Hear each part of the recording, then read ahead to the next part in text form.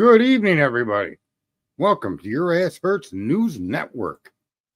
This is your host, Sergeant Friday, and we do have a guest on the panel, Dago. What's going on, Dago? Are you there? You're still making coffee.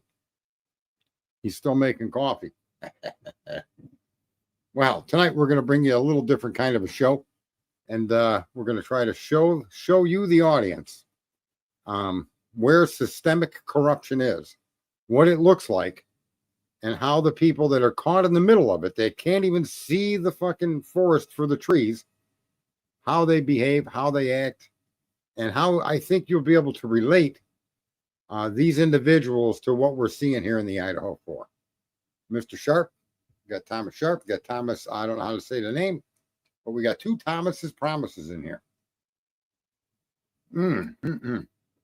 Oh, was in earlier on Dago's stream, and he had Jesse up there, he had Swamp Rose in there, and he had I don't know who else after I left, but that was an interesting little put together stream, and it it did cover some content that points to, oh, there he is. Look, Mr. Dago is back.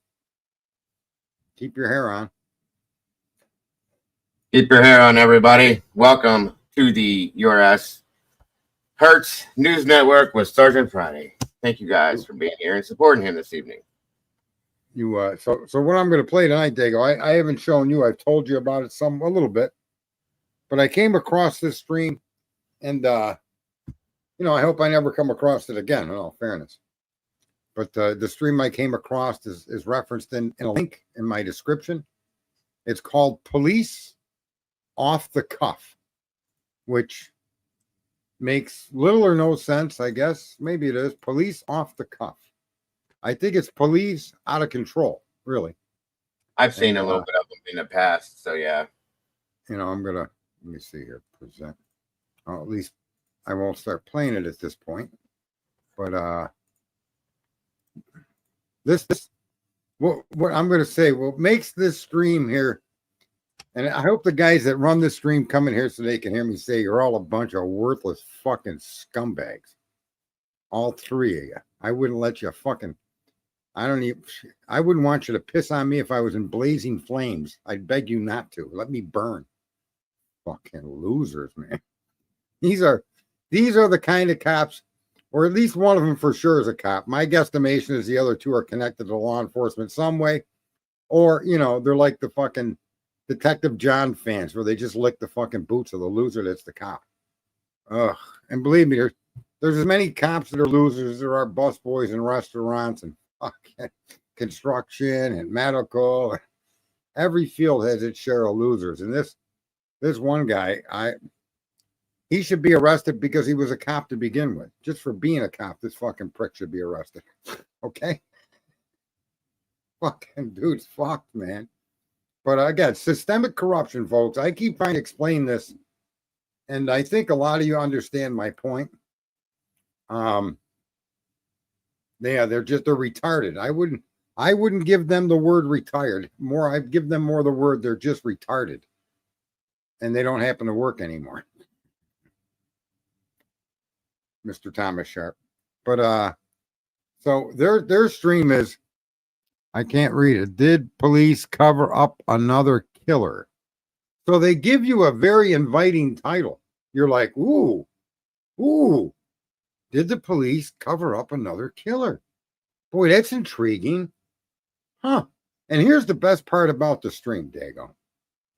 These stupid motherfuckers are smart enough to ask a question that they should literally be asking themselves when they review the evidence. Right? So they're not incapable of fucking thought or reason. They're just retarded. Right? You're the boss. You're the boss. You're the boss. It's not even that I'm boss. It's that these people can't escape the truth. They're fucking retarded, these guys. I get it. I'd probably use a different word if it was me, but yes, I see where you're going. No. I'm not making fun of some. I'm pointing out these people are clinically retarded, okay? I get it. And I'm not picking on someone that has a handicap. I get these guys are there's an intentional level of retardation built into these people. right? It isn't like they were born that way. They worked hard to be the retards they are now. And let's play a little bit of the stream. I'm gonna break it into pieces, and just contrast it with reality, okay? And you can help me do that along the way. Fair enough. Mm-hmm. What we got in here?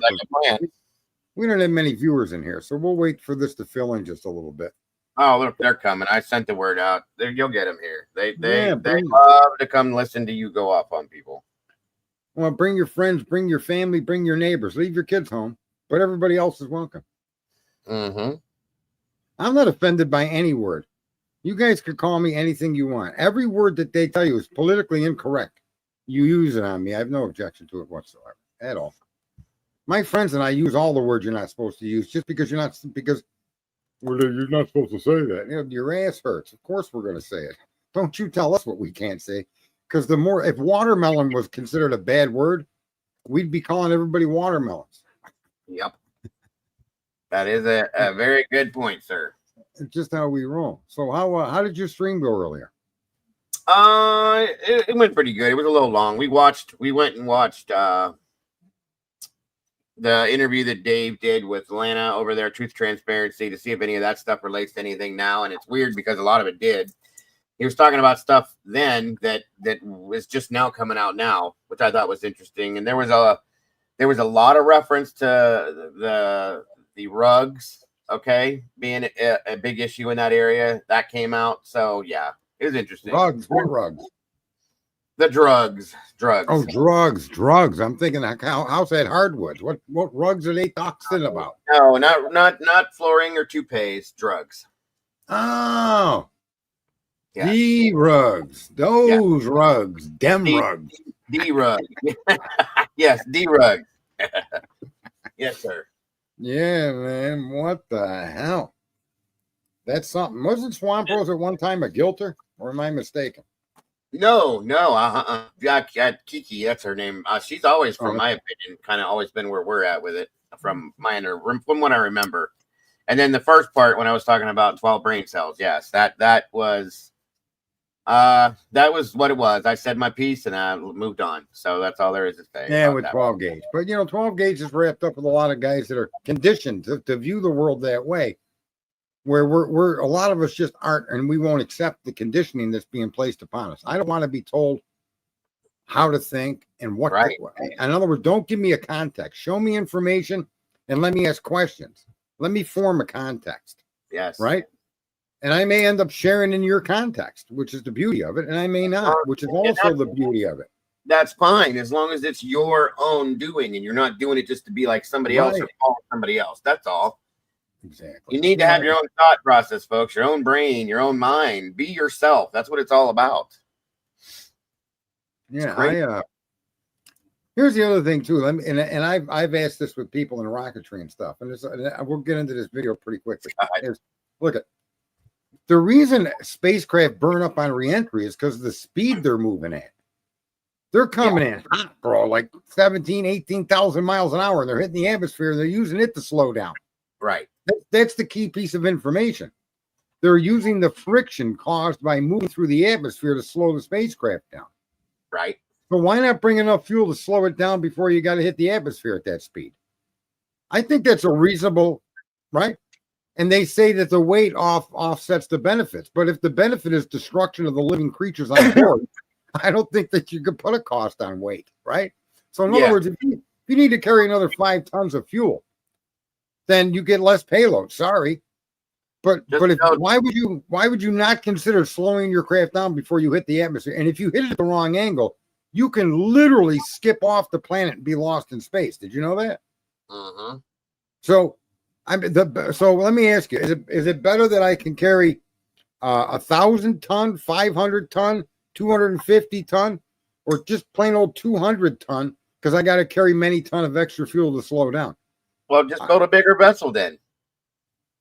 Well, yeah, it gets exponentially more difficult. But the thing is, his craft, like Elon's, are so big that if you're going to try to penetrate the atmosphere with a crew, that ship should be equipped, okay, with enough fuel to cause a significant slowdown. Not all the way, but if you could shed 4,000 or 5,000 miles an hour off of that crap before it hits the atmosphere, the chances of losing all the heat resistant tiles and all the chaos of the chaos involved in reentry is way more than launch by far. So to me, it's like, come on, guys, let's not get the record weight in this guy. Let's get it set. You've already learned how to land these fucking things. Now get them to return to space in a more gentle fashion so you can ensure safety.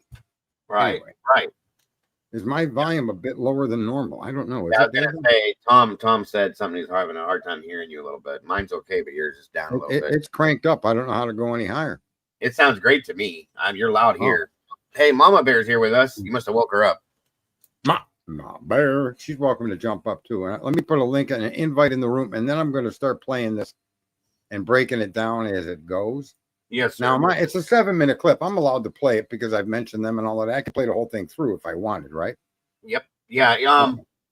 Yeah. Make sure that.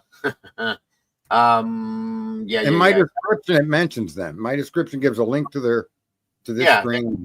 You're good. You're reviewing it for educational purposes, Sarge. So we're good. No, I'm reviewing it for criticism. Well, whatever you want to call it. There. Yeah, it's criticism. You're educating everybody in a critical way. So we'll just put it that way. Yeah, I want to blast these fucking goofballs. Do your thing, bro. That's an education, I guess. Right. So here we go. Let's kick down our volume and our mics and see what we got. Or we'll play this for a minute. Talk about this idea in general, though, the idea that someone else did these homicides or multiple people did these homicides. Maybe not. Mike, I want to go right to you.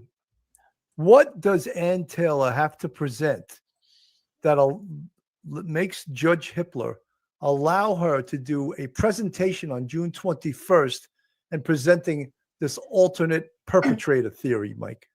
Yeah, Bill, she's got a foundation she's got to build. So you can come up with a name. I could say Bill Cannon was a person who was one of the 1,000 people whose name was given to the police as an alternative suspect.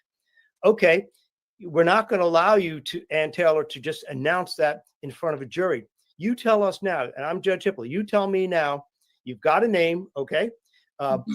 What evidence do you have that your own investigator in your own office is turned over to you, showing that he was in Idaho at the time? He was in Moscow, Idaho. He's got some sort of motive. He's got some sort of weapon. That sort of thing. You have to have a foundation of evidence that would actually be admissible. I just can't say Bill Cannon is an alternative suspect. And because it's been known in the community that he had a violent past and he takes drugs. No. That's that's not enough of a solid foundation that you could bring this information in through an investigator, and it won't be like triple hearsay, nonsensical stuff, rumors. No, if you're going to call somebody out and claim that they are a suspect, you better have evidence to show me that would be admissible in a court of law, not just rumors and smoke and mirrors. So Mike, I used to. That's what I mean. These fucking people know what should happen in a criminal proceeding. Suddenly, you need a level of proof to say someone else did this crime, yet there is no proof that Brian did the crime in any of the accusations, and we factually can see that whatever they offered up to arrest this guy has been found to be wrong and been debunked. Right, Dago? I think Dago took it. I have to agree. I have to agree with you, sir. I mean, do you see what he's arguing and is required to provide the court? Why isn't the prosecution ever been held to that level?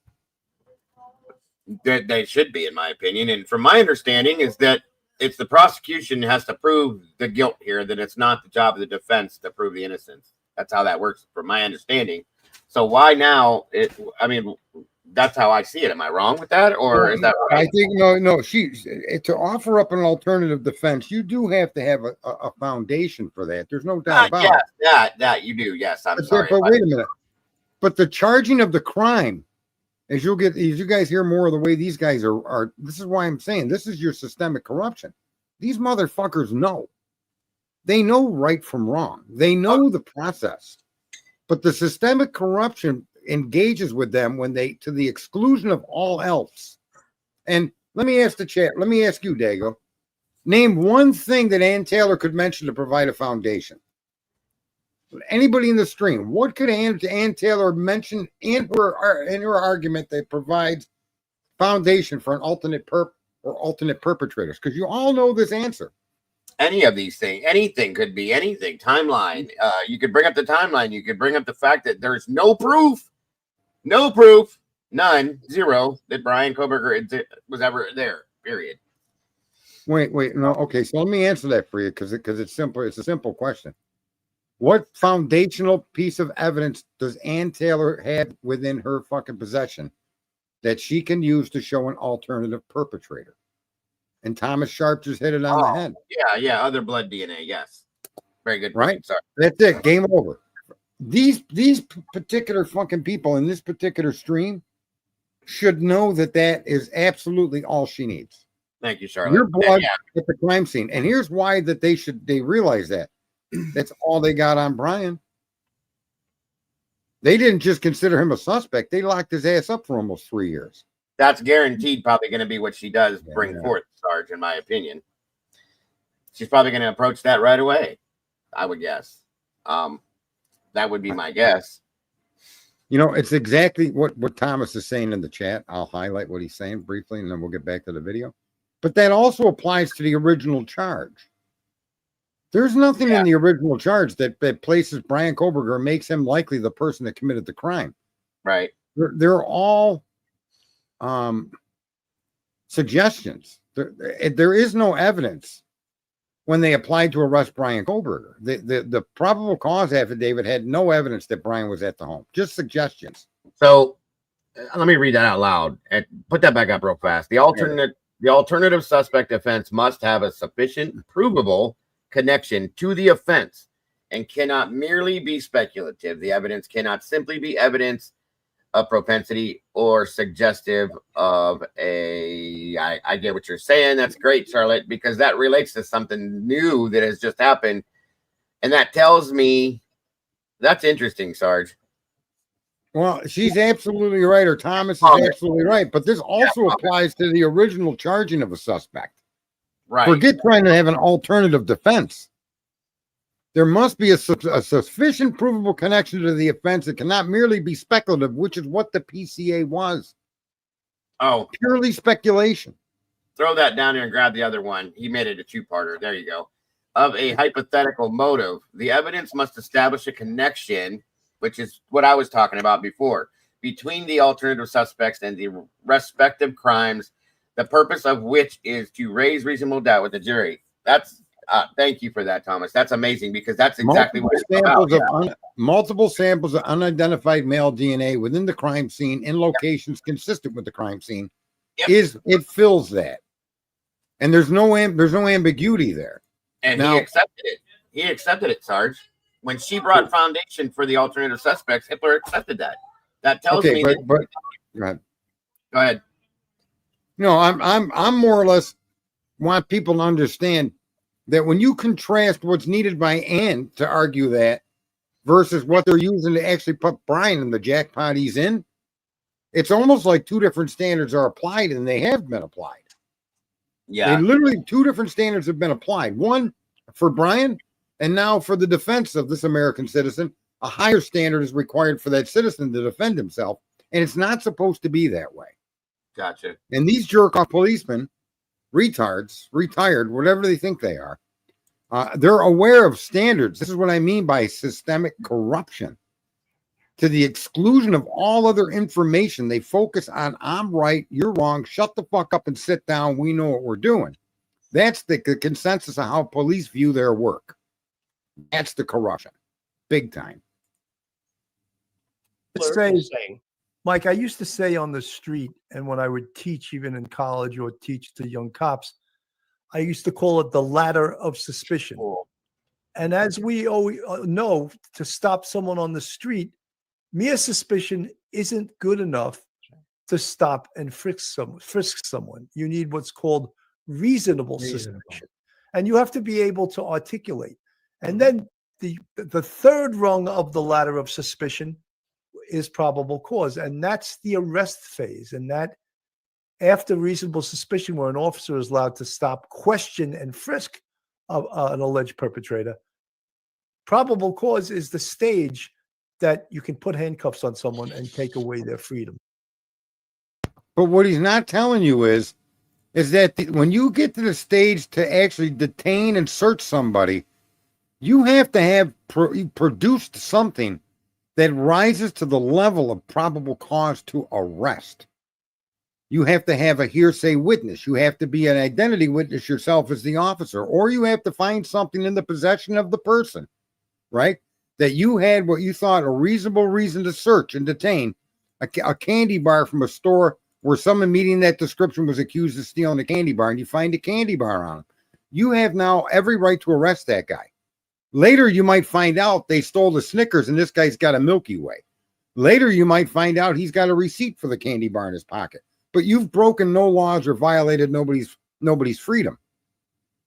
But what this guy is explaining, he leaves out key pieces of information as if, I need reasonable suspicion to stop you. You need probable cause to search me. You just can't fucking search me. You have to have a reasonable reason to search that has to be articulated to an everyday human being would say, yeah, that was reasonable. Candy bar was stolen. This dude fits the description. You searched him and found the candy bar. So him being identified, him fitting the description, the fact that there was a crime, that gives you the policy then to search this person and make them a suspect. But the arrest can only come if you can then go further with that. If you find no candy bar in him, then now you got a problem because you have no evidence that he committed that crime. So as to whether to arrest him or not at that point would say he remains a suspect. Go check video, see if there's a video seeing him throwing the candy bar away. I'm making it as simple, stupid as possible, Dago, but the process is the process. This guy's ladder, I wouldn't trust this guy to hold a step ladder that nobody walked on, okay? You're muted, I think, yourself. You muted yourself. Oh, sorry. Yeah, no, I got you. And Lauren Forsmont asked if you could please unblock Angel D, Sarge. Who? Angel D. You probably blocked her a long time ago. She comes in my shows all the time. She gets a little wild sometimes, but she's harmless, and she follows you. She subscribes. People need to. Why don't people? You're gonna have to send me these names so that there's this girl Teresa's chasing me around to get me unblocked, and I don't mind unblocking people, but let me be on notice. The person asking for the unblock, if this person gets unruly and I got to block him again, you should go with them. I'm just telling you what she said in the chat. I was repeating what she asked me to ask you. That's all. It's up to you. No, that's okay. All right. So let's she said pretty please. She said pretty please with extra waffles and steak. So I don't know what that means, but is FLN. I don't know what you're saying, Biff. I don't know if I speak abbreviated language, but let me continue with the clip here. They're under arrest. Now, in this case, and the reason I'm sort of comparing it or using this analogy is that the judge has to have some really, reasonable suspicion that what Ann Taylor is presenting is credible and not just bullshit. Oh, right. Show me evidence. Phil, I could see you want to come in. Yeah. No, I think the word reasonable is really what we have to drill down on here. Now, listen, in a defense, there's always going to be the defense instinct to try and point the finger at someone else. So now if Ann Taylor brings in someone that, let's say there was an unprovoked attack, some type of an assault, something with a knife. Okay, it happened in the area. Maybe that name was thrown into the tips line and they investigated. But what else is there other than a person who may have been previously arrested for a knife attack or something of that nature, or an unprovoked attack? What else is there that brings that person into the circle of these 4 murders? And I think that that's what the judge is looking for. This is what I mean by retarded. See, to the exclusion of all else, these guys may not even be aware of all the other DNA samples. Right. Simply because they don't want to know anything more than they know. Right? It's like an intentional level of ignorance that a lot of these officials and a lot of these police officers carry on their back like a monkey, and they don't want to know. anything that contradicts what they believe. And that's really where a lot of our corruption comes from. People become very hard-headed. And for this man to make these statements, and you'll see as this continues on, not one of them mention any foundational basis for Ann to say someone else was involved. Yeah, Right. yeah, we all as streamers and just even viewers of streams could mention numerous things that are foundational, right, as a basis to suggest someone, names unknown, could have been involved in this crime or may or would have been involved in this crime. And these cops just completely ignore that possibility. The potentiality that anyone other than Kohlberger could be involved is beyond their capacity to even see. They refuse to even consider it. And that's what makes the police and the justice system so dangerous. So let's listen to the guy in the bottom here. And that guy with the ladder, you know, he needs to talk to a fucking makeup artist or something to get rid of them glasses. Something needs to change. Because he looks like one of the proverbial, I'm an asshole, I'm a cop, and I'm here to pull you over. He's the only one out of the three that really, truly irritates me and always has. Or he wants something reasonable that if they say, well, we believe that this person is there, he had been in the house. If there's a lot of other things, then perhaps maybe he could allow them to say there is an alternate suspect. But I think she's going to have a really, really strong argument for the judge to rule in that direction. So again, the word reasonable, I think, is very, very key here. It has to be something reasonable. You can't just say. See, this is, man, is it reasonable to suggest Brian Kohlberger turned off his phone because criminals are known to do such a thing? Is that reasonable? I don't think so. Because my first question the judge should ask, because their job is to protect you from government, whether they fucking like it or not. And the first question they should have asked was, has this gentleman got any prior records? Yeah. Any crimes of passion, any crimes of anger, any assaults, any. And nothing. And that's that. So that statement, it shouldn't have been considered in that probable cause affidavit. It shouldn't even been in there. The judge should have told him take that out. That's not applicable. You're talking about a college professor who has no record. Therefore, him turning off his phone to mask a crime is not. It's consistent with a criminal, but you can't place that on him because he's not a criminal. Maybe a lot of you don't know, but because once you're a convicted felon, they can literally set you up with an active setup. In other words, oh yeah, they could do to me as a convicted felon what the Constitution will not allow them to do to you. Yep. So as an example, I hit rough financial times and they decide that they're going to see if they can't entice me to become part of a big drug deal to cure my financial woes. They did this to the guy that owned DeLorean, just so you know, Dago. Oh yeah. And that case was crushed because in the end, he had no criminal record to be enticed to do the things they were enticing him to do. He wouldn't have on his own, just like Dago wouldn't on his own get involved in a criminal cartel conspiracy with drugs because he fell on hard times. Someone like me with my history might, and they're allowed to create that conspiracy to see if I'll join into it, and then they can prosecute me for that. They do it all the time. That's how they come up with their criminal informants, you guys. They'll find somebody that has been involved in some form of something, and then they basically tell them, you're going to do this, or I'm going to put you away for the rest of your life. And that's how these people end up in these situations. They don't have a choice. It's sad. It's disgusting and sad. Well, I'm saying just to get a felon convicted of a crime, they can set you up, and there's nothing you could do. That's what I mean. Yeah. But 100%. They can't come to your house. They can't come around your circle of people and set you up. Yep. That's criminal on behalf of the government. That's coercion, and they can't do that to an American citizen. And this is in relation to what this guy is saying here. So my point is that when you look at the PCA, that PCA would probably float for somebody like me the statement, it's known that criminals mask their location, but they should have went further and said, this gentleman is a known criminal, and blah blah blah blah blah blah, and therefore that would make it. In other words, it would make it reasonable in my situation to hold me to that standard, but not Brian Kohlberger. Amen. Phil, is there physical evidence Has what's his Exactly. car seen in that area? Does Exactly. he have cell phone pings in that area? Or else See what he considers evidence? This is what I mean by the systemic corruption. The cops themselves are just too fucking retarded to know they themselves are the problem. That he's like Detective John. Total fucking jerk off. Oh my God. That dude, I don't know, Dago. That guy's an insult to every American's fucking freedom. Yeah, well, this is what goes on. People don't see it because they don't understand it. So if she doesn't have evidence like that, if I was the judge, I'd say, you got evidence like that. Phone pings that he was in the area is not evidence of committing a crime. Video of what may or may not even be his car, even if it is his car, is not evidence of committing a crime. doesn't mean that he was in that house committing the crime. Bingo.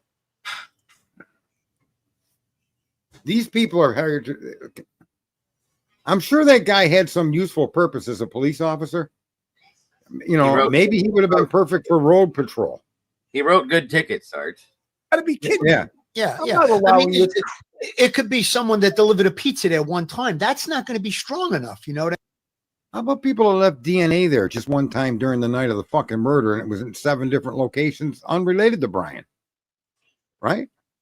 Uh-huh. And these are supposed to be representative police off cuff. This is probably the best video, folks, of systemic corruption. It's in their training and it's in their outlook of the world, that they're trained to view the world through a lens. That's the corruption that our justice system suffers from. They literally think that what they say is godlike, and any contradiction or any disagreement or anything that doesn't go where they want it to go is no good. Yeah, he liked donuts. See that. We see a lot of that. We see a lot of that in a lot of different cases. Karen Reed, Idaho 4, Delphi. It's all over the place, you guys, and then some. In my opinion. And then how about the DNA? 30,000 samples in Colorado. There's another 20,000 samples somewhere on the East Coast that these professional people rely upon. You know, they got the educations, they got the degrees, they went to training, and then they look at you and me. Oh, what could you possibly know? A fucking hell of a lot more than you've ever known. Is if you're going to ask me that question, officer, fucking retard. Way more than you could ever possibly. Your head wouldn't contain a third of the information in mine. We'll continue with these fucking retards. I mean, all right, that person might have a history and arrest for an assault, but that doesn't mean anything. I think, Bill, you just brought out the point. All of the other things, the fact that the vehicle was seen there on video, the fact that he shut off his cell phone, the fact that 23 times his cell phone was pinging near or close to the location, that's all reasonable stuff that's going to be put forward. These guys don't even know the particulars of what any of that means. Reasonable, huh? There's nothing reasonable about a man's phone connected to my phone connects to a cell tower that thousands of people around me connect to. So what does that mean? Does that mean I'm in front of someone's house? We're just sharing the same cell tower within a designated range of several miles. This guy he's supposed to be law enforcement, and he doesn't understand even the basics of how cell phone identification works. Not only that, the one statement is that he connected to a cell phone tower that provided service up to 300 meters away, or 300 or 100 meters away, which is, in other words, its coverage didn't connect to King Road. Right. That's when you know you're dealing with fucking losers. They're saying that Kohlberger's phone connected to a tower that covers a service area within 100 meters of their home, meaning not that home. Right? They're promoting misinformation is what they're doing, which is another huge problem in this case already. So yeah. Yeah, they're propaganda, but here's the thing. They don't understand what they're doing is just filth. They won't admit that they're non-understanding, they're non-interested in knowing the real facts. Even their interest in knowing how someone's cell phone makes them a party to a crime. They don't give a fuck about any of that, because other people like them see it a certain way. They're part of that view, and they won't question that view. That's the danger. That's the problem in our justice system. Mm-hmm. Too many people like this. That's why do you think Officer Payne did what he did? To be a part of a team like this. Hang on a minute. Sorry. something. Hold on, pause that for 1 second, guys. Something's Okay. wrong here. I found a discrepancy within this stream. There's 47 people in here and 29 likes. Something's wrong with that. Hit the No, like no, button. don't worry about the Come likes. on now. Look Hit that like nah, I button. don't care if they like. Look, they can like or not like. I don't care. I care. I appreciate it, but no, I don't give. You know, like I said, dislike it if you like. If you want to go that way, It still counts. Do whatever you got to do. Yeah. Just hit yeah, something. do what you got to do. All right, let's play. This is only a few minutes left here. Indicate that Brian Kohlberger is, besides the DNA evidence, obviously, that Brian Kohlberger is the person that committed these horrific 4 murders. So the alternate suspect being brought in, it's going to be very, very stringently looked at by the judge. And let's see what his ruling is going to be. In my opinion, I don't think there's going to be a good ruling. Now, You're didn't wrong. some say Judge Hippler's already allowing that in? Yeah. When did he put this out? This video come out what, 2 days ago? Yeah. Yeah, I believe that Hitler's already allowed for this. So you're full of shit. Sorry, you're wrong. Even worse is that the standards that he's holding the Kohlberger to versus the standards he's suggesting that the alternative perpetrator be held to are completely different. They're way different. In other words, he expects the proof and to provide solve the crime and arrest somebody, where the proof that they use on Kohlberger doesn't place him in the house at all. Doesn't show that that's his car. Arguably shows that it is not his car. And arguably shows no ping of a 3800 cell phone download. Kohlberger's was nowhere to be found. You're trying to say that he turned his phone off and that's why. Okay, let's go with that. But he kept his phone on for 7 minutes longer than you claimed he turned it off. And during those 7 minutes, they tracked going south, handed off to a tower in the southerly direction. Therefore, you don't have Brian Kohlberger's car in any of those cameras. So my point is the facts that are there that they themselves should be aware of, what they should be doing if they were really decent and they wanted the justice to be justice, these gentlemen should be going into the minutia and pointing out, and even if we're wrong, even if our analysis is wrong, acknowledge the analysis, discuss the analysis, and even in this case where there's all those other samples of DNA, they don't even acknowledge that they exist. As far as I can tell, they don't even know they exist, or they refuse to talk about the existence of other DNA. Mm-hmm. That makes them criminal retards, in my opinion. In favor of the defense here. No, you know, Kathy's indie zone. I love this, Kathy. Reasonable is Shout out for the indie zone. Even the guilters like her. key, as Phil correctly states. I love the word reasonable because as we go through life, we meet many people who are not reasonable, you know, not a reasonable person. And the language in the standard of proof called probable cause is as far facts and circumstances that would allow a reasonable person to believe that a crime has been committed and the person being arrested committed that crime. How many times have I said that? It's a likelihood that the person accused, these circumstances show a likelihood that the accused committed that crime. And there's nothing in the Kohlberger when you zoom in and look at what the data that they're using, none of that meets that standard of probable cause or reasonable doubt. There you have the word reasonable. And I'm sure we have an attorney here, Mike Geary. He could define the word reasonable in a legal sense even better than I just did.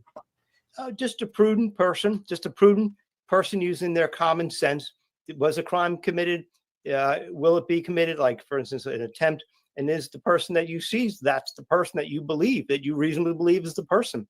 So therefore, you know, she's got a mountain to climb in order to create a foundation. And I will say this one thing: if we didn't have that kind of requirement in a courtroom in America, then any person could be accused of some sort of vicious crime by a defense attorney in order to get the focus away from their client.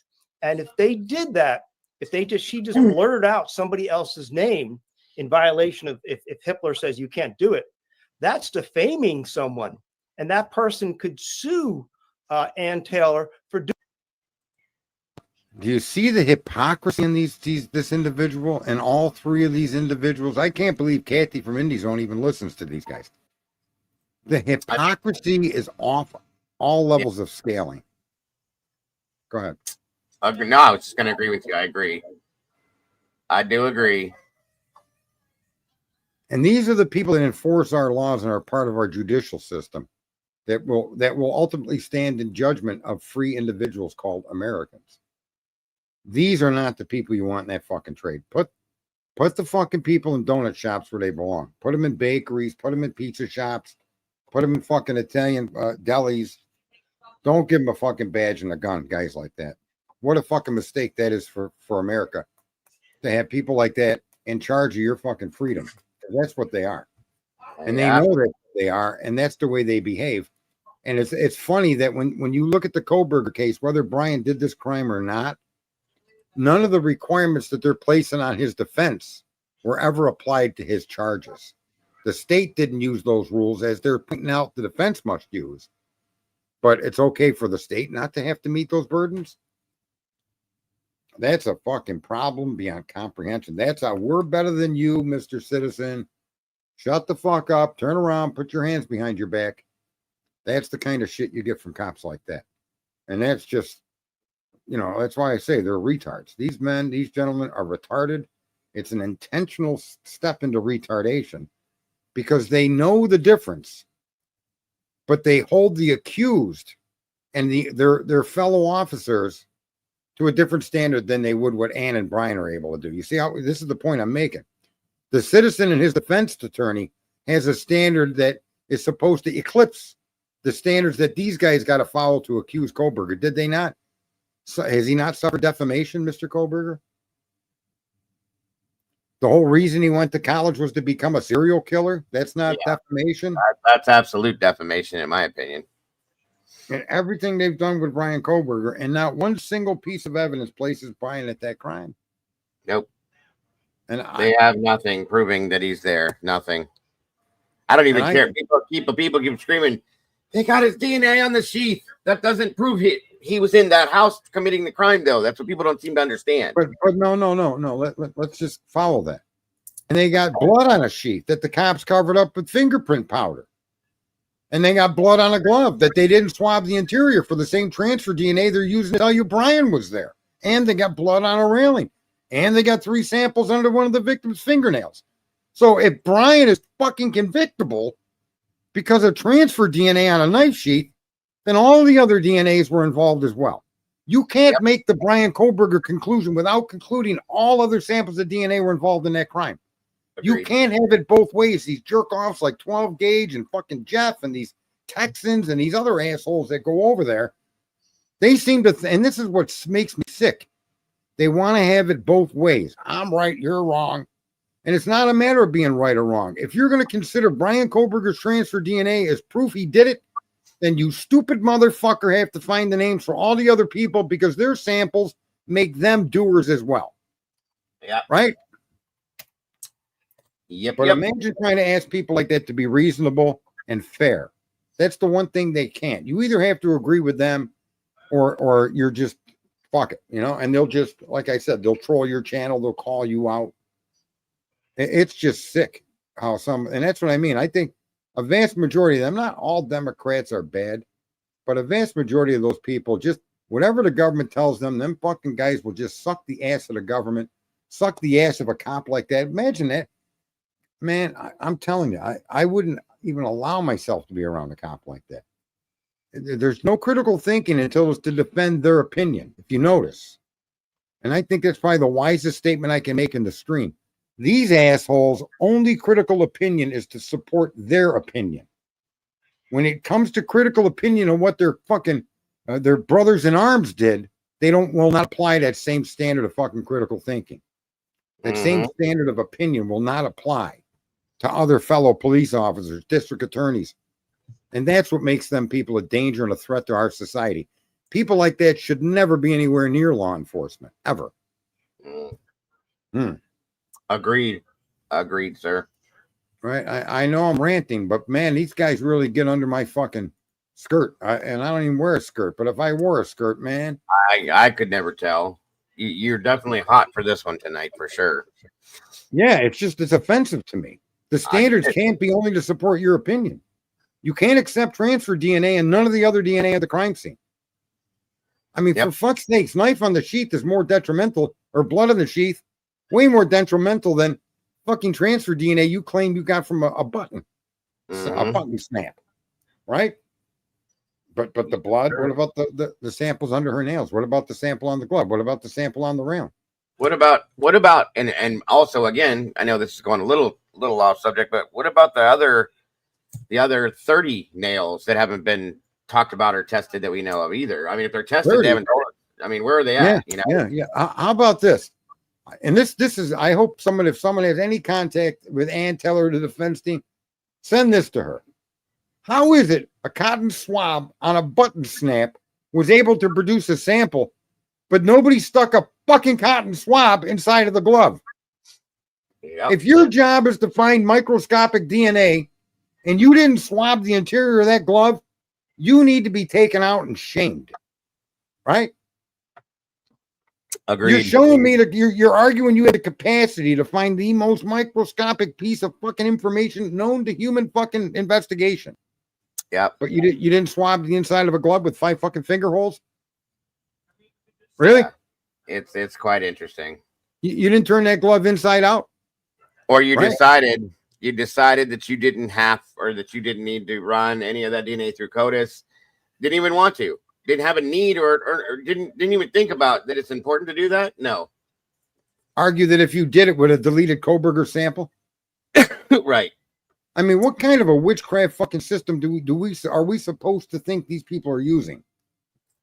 I don't know, but just within the last few years, you could talk to your devices and they respond. Right. Right.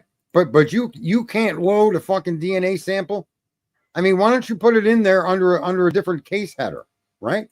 This is the Idaho 4. You could put it down under the murders in Idaho and then run it, right? I don't know. Man, it really is perplexing to love. Very, and very I'll tell you frustrating. what's got me is that the perplexity of sheer, blatant, open ignorance and double standards is really what gets my goat. Amen. I'll be Let's right see back. I'm gonna grab something. Sorry. I'm going to kick the last of this clip here. Let the fucking that's what that dude in the upper right hand corner would be, a fucking circus clown. He's got the perfect appearance to be a circus clown. The guy in the bottom, he looks like he should be somebody you stay away from if you're under the age of fucking 18. And the guy in the upper left, I don't even want to get into that guy's fucking expression. Doing that, how dare you accuse me of a quadruple murder? You have no proof of that. That's why it's such an important point, because we don't want her to defame somebody in desperation in order to try to secure Koberger's acquittal at the expense of an individual who has absolutely nothing to do with this case. Jack Johnstone, Ann Taylor delay tactic will result in suppression and denial of motion for alternate suspects. These guys are just really, what a bunch of fucking lame, useless, ignorant. Get off my fucking stream. I'm insulted that I even placed their faces on my stream. Oh my God, they got to go get coffee number 20 for the day. But anyway, folks, it's in this situation, my what you hear maybe my anxiety or my passion or it's indignation is what it really is. I just cannot really understand how these people can come forward with straight faces and make an argument that's so fucking hypocritical that really little children would know the difference. There you go, Thomas. The propensity of evidence versus the propensity of ignorance. Very well said. And we live in a day and age like all these arguments. I was in Dago Stream, and I know they don't like talking politics in Dago Stream, but somebody coming in saying these illegal immigrants deserve warning. They deserve due process. You broke a law. You came to this country. Most of these people, at least, especially if they have children, are living off my tax dollars in the form of benefits. New York City's top hotels are being packed with fucking illegal immigrants. What about my vets? What about my homeless? What about my American brothers? Even the ones that are drug addicts, the ones that are disabled, the ones that are mentally fucking deficient, that are out in the streets. They got to stay in the streets while you house these people that came in and you give them benefits. And we need to warn them that we're going to come in. They need to be grabbed by their fucking shirt collar and thrown in the back of a paddy wagon and dropped off on the border and given a kick in the fucking ass. Here's a bottle of water and a loaf of bread. Goodbye. You know, we live in a society where there's a large portion of Americans that are anti-American. They literally don't like this country, and they mingle with us as if they're our friends, and they're not. They're your enemy. There's so much of that happening right now in today's day and age that it's just fucking mind-boggling to me that more Americans don't have the indignation towards some other Americans because they're just pro-hate America. I don't want my daughter's grown now. Listen, my daughter was at a daycare and some little boy bit some girl's face, and I saw the child's fucking the wound and the bite mark in the child's face. I said, "Did you kick that little boy out of here?" She goes, "Well, the parents have addressed it and we're working with the parents to make sure it doesn't happen again." I said, "I'd like you to do me a favor." And she goes, "What's that?" I said, "I'd like you to know and let the parents know that if their son does that to my daughter, they're not going to get a reasonable response from me. It'll be so unreasonable that you are much, much better off getting rid of that client, even if that means I got to pay more for my daughter to be here. You need to get rid of that client because that client, if their child does this to my daughter, everybody's in danger. I'm not putting up with that. No way is your kid going to bite my kid's face like that young girl took a bite from. As a matter of fact, just that he did it to that girl makes me want to find out who these parents are and take it out on them. That ain't even my kid that he bit. But I'm so upset that could happen in a daycare. And I think they ended up kicking. I got the parents that other parents were there and they heard me. And they saw when I stood up for it and they wouldn't accept any reasonable negotiation, legal talk. They didn't know. And that kid ended up getting kicked out of there. But, you know, we got to stand up for ourselves. Good. This is nonsense. Go ahead. Yeah, I just agreed. I said, good. That's ridiculous. That's why guys like Jeff, I just kick them out. Listen, you have to be reasonable. If I'm going to accept the fact that DNA belongs to Brian Kohlberger and it's suspicious, right, then you need to accept the fact that the other multiple samples of DNA connected to the crime scene are suspicious as well. And they deserve equal consideration. And if your consideration is that proves Brian's guilt, then it must also prove the involvement and guilt of whoever the other DNA samples belong to. That's reasonable, isn't it? I agreed. So that's why I'll boot people that I feel are just unreasonable or they come from that segment of society that hates America.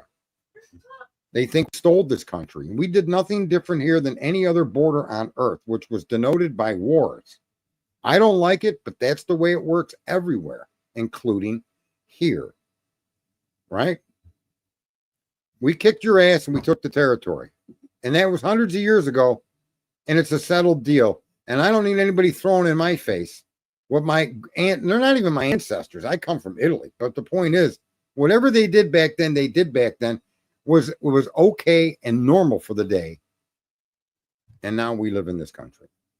Italian borders were fought by war. Saudi Arabia's, Russia, Germany, all the borders that you see around the world, except Japan. I think, believe it or not, Japan is the only country that their borders weren't defined by foreign invaders, if I'm not mistaken, or them invading other territories to conquer. They may be, but I don't know that they were. I think it was always Japanese. Anyway, all borders were defined by wars. I don't want to hear a couple hundred years or thousands of years later that I got to pay for the ills of how these borders were formed. That just makes me, I just shake my head. How could you be that stupid? There are some law enforcement will call other and leave out the bullshit. I agree. Look at that. Thomas has got something. Yeah. And it's not listen, I don't know, folks. I've come from a very poor life. And if I knew I could cross the Canadian border to get benefits and housing, and I probably would have done that in my youth. And knowing that I broke a law, right?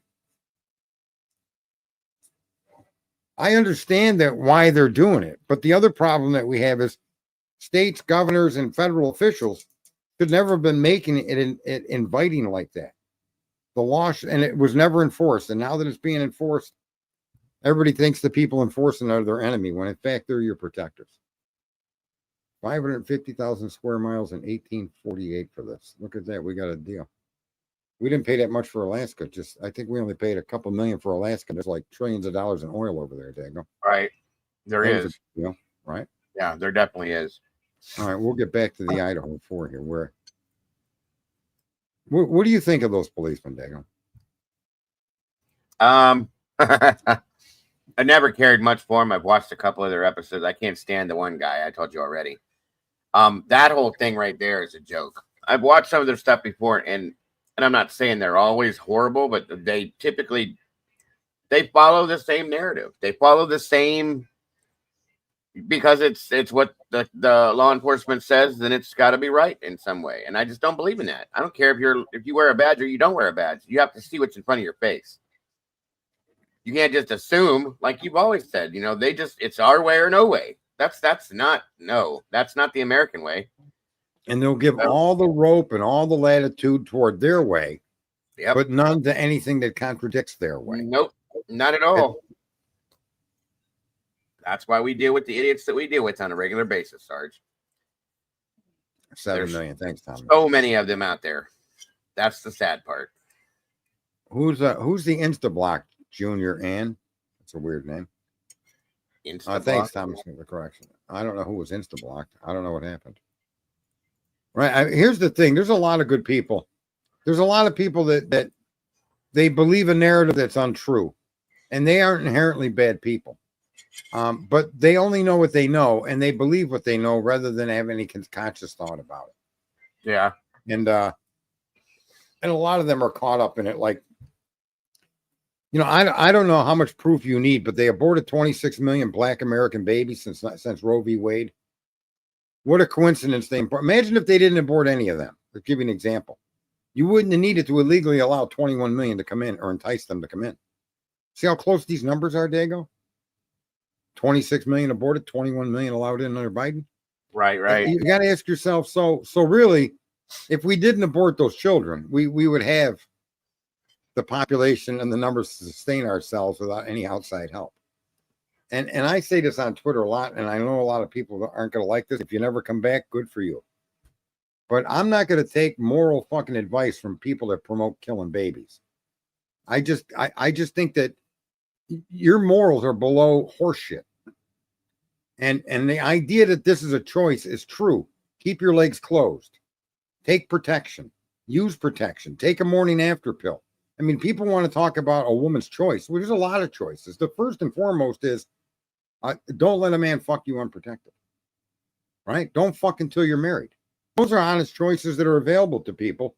But the idea that the only choice that needs to be protected is the one that causes the death of a child is, to me, the most significantly disgusting fucking thing I've ever saw in my life. And I can't find anybody with that line of reasoning ever acceptable to give me a lessons in morals. Ever. I just won't go there. You surrendered your moral fucking high ground the minute that became a part of your view of the world. And you're free to view it that way. I won't stop you. I won't interfere with your views, but I don't want to be around you. And I certainly am not going to take fucking moral opinion from you without pointing out you're a fucking baby killer. Shut the fuck up. And that's my right. Right. And you have to respect my right to view it the way I view it. Right. And I'm not saying other people need to take on my views, but that's my view. And when you got all these people that vote for all the fucking slaughter of innocent fucking children in the womb, then you're going to tell me the illegal alien comes before me and my daughter. No. You just need to go find a corner and sit down. Bagel? Not that you wanted to get involved in this conversation, so don't. I mean, I see how I respect what you think. Absolutely. I have my own. I mean, I'm not far from what you think. I believe in choice, of course, but I think there's variations of that. That's all I'm saying. I think the education of choice should start with the choice to engage in the activity to begin with. No, there's no doubt. Look, yes, there's no doubt it's a very enjoyable and unique experience. However, there's also it can be the same way even when you do it responsibly, right? It's awesome to go out to clubs. Be responsible. Period. It's awesome to go out to bars and clubs where alcohol is being served. but that doesn't mean you drink to fucking you're drunk, blind drunk, and go drive. I mean, right? I mean, you got to use discretion. You got to use the better part of common sense when you do anything with other people. And if you think that you could abscond from that responsibility by demanding that you have the right to kill what you two produced, I just find that to be morally reprehensible. I just don't get on board with that. Not to mention, folks, I am a survivor of a mother that tried killing him with a coat hanger. So I did alternative things took place that allowed me to come into the world. But my mother's first intuition, because abortion wasn't legal, which is the argument a lot of people that are pro-abortion make. Well, they find another way to do it. Well, then find another way to do it. But in this situation, they found also another way to give me life. Other people stepped in. And that, I don't know why we haven't promoted that, made adopting much easier. I mean, there should be a significant movement towards adopting each other's kids. I mean, we're all Americans. And if this young woman, for whatever reason, can't make a life or a go of it because of the child, then someone should be able to step in and take care of the child. And even with the open understanding that when this person gets on their feet, they may step in as the parent again. You know what I mean? Why does everything got to be one or the other instead of a combination of love that goes all ways, right? Yep. Very weird, man. You see Thomas's comment there, Sarge? It's a federal offense to kill a bald eagle. It's also a federal offense to destroy an egg of a bald eagle, but it's legal to murder an innocent life. Yeah. And it's this hypocrisy that you see in that video of those policemen tonight. The standards that Brian Kohlberger's defense must meet were the same standards that the state was supposed to meet. Mm-hmm. And he didn't, right? How many times have we shown that in these streams? Yeah, and I didn't mean to drag you into something. And look, and I'm sure a lot of people in the chat room, you have your own opinions of this. And this is my stream, so I'm able to share them. And they don't have to be right or wrong or anything in your eyes. And if you don't like them, then you don't have to come in here ever again. I don't really care. If you do like them, you don't even have to comment that you like them. I mean, we live in a society to which we're supposed to be the government, meaning we're supposed to be actively involved, not just on voting day, right? But on every day. Yep. And you got to look at all these cities that are on fire now. Over the federal government trying to enforce immigration laws that were broken. Right. Right. And I want to know where all the black people are in these. You don't see them. It's mainly white people. Yeah. White liberals, white leftist liberals in the streets doing all of this stuff. White little fucking soy boys, 100-pound guys with masks on, throwing fucking Molotov cocktails and rocks and bricks. Right? Trying to hide their identity from the public. And we shouldn't tolerate that. Even if you think that there should be a different process for illegal immigrants, accept what it is. Just like I have to accept that abortion can be legal. And I have to accept that. I don't have to like it, but I don't go and start attacking people that choose to do that. I don't throw rocks at your cars or bomb your house or rob your business. Nobody should tolerate that behavior. We don't have the right to do that. Right. And so you look at these people that are look, you have the right to suggest that these people should stay here. I respect that opinion. Right. But you don't have any fucking right to stop me from getting to work, to block traffic, to attack people, to yank them out of their vehicles, to bust into stores. And you'll notice, where was that kind of uprising for the dignity of the black Americans and for the homeless Americans? And the That's right. Where's the kind of dignity being shown towards those groups of people that are truly Americans that need help? Why don't you have the same reaction to that? When you have why aren't there people standing out in the middle of the road screaming, yelling, throwing rocks, breaking bottles over the vets that are laying on the sidewalk in front of the White House? Why isn't that happening there? That makes no sense to me. Why is that the way? People not screaming and yelling, white people, let me say, screaming and yelling, like you said, because of the ignorant things that are going on with black people all the time nowadays. Why is that not happening either? Why has it got to be different? I agree with you wholeheartedly. I agree with you on that. And then as you try, why is any of this being talked about in a true crime stream? Because you're going to find most of the guilters, when somebody is capable of making a decision that DNA proves his guilt, and in the same breath ignoring all the other DNA. You're dealing with a very unreasonable, intentionally ignorant, retarded person. And they need to be pointed out. They need to be shamed. That's the only way. You want to cure poverty? Shame people. Who said that? Benjamin Franklin. And there's truth to that. There's so much truth to that. You got to teach a man to fish, not give him a fish. And sometimes teaching someone to fish is shaming them. And that's why there's people that I will not allow in the stream, because their way of dealing with information is so counter fucking intelligent that it's untenable for me. It's always untenable. I cannot deal with Jeff. I don't want to hear Jeff talk about his U-turns. I don't want to hear him talk about the shower curtain. I don't want to hear him talk about the DNA, the reflections or the headlights, the car. Nah. He could talk about all that, but the other evidence that says that let's say Brian was part of this, because the evidence clearly does show, if you're going to accept Brian's, it's fair to say that there were other people there with him. Fair enough? Yep. I can accept his guilt. I can accept his innocence. Absolutely. I can't accept people that'll use the most microscopic piece of evidence known to humanity and ignore blood. Can you? Nope. Absolutely not. How about that Ann had to go test DNA that had been tested by the government because the government says that Brian couldn't be excluded? And in fact, the sample, when tested, fully excluded Brian Koberger.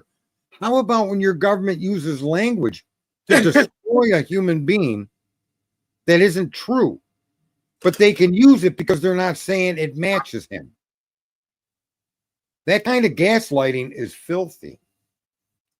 Drunk Turkey's another one. He's not even. I'm remiss to even refer to him as a fucking man. They not only move the goalpost, but they'll use words and phrases that will impugn you, that will defame you, and will accuse you without directly using words that do that. Just the implication that we couldn't exclude Brian Koberger from that sample. How could you not exclude him? That's a hell of a statement. Yeah. That's what those cops that I had on here earlier, that video, that's the kind of asshole retards they are. Literally. They have no business being in the justice system. They never had any business being in the justice system. The fact that they made it to retirement tells you just how long the systemic corruption has existed within the system. It isn't the last 20 years. It goes all the way back to the 60s. It's and I'm telling you, that's what we as true crime need to pay attention to.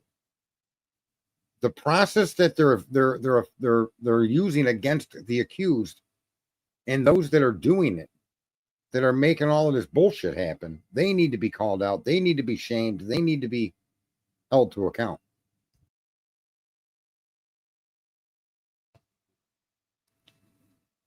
Whose chat did you get kicked out of, Biff?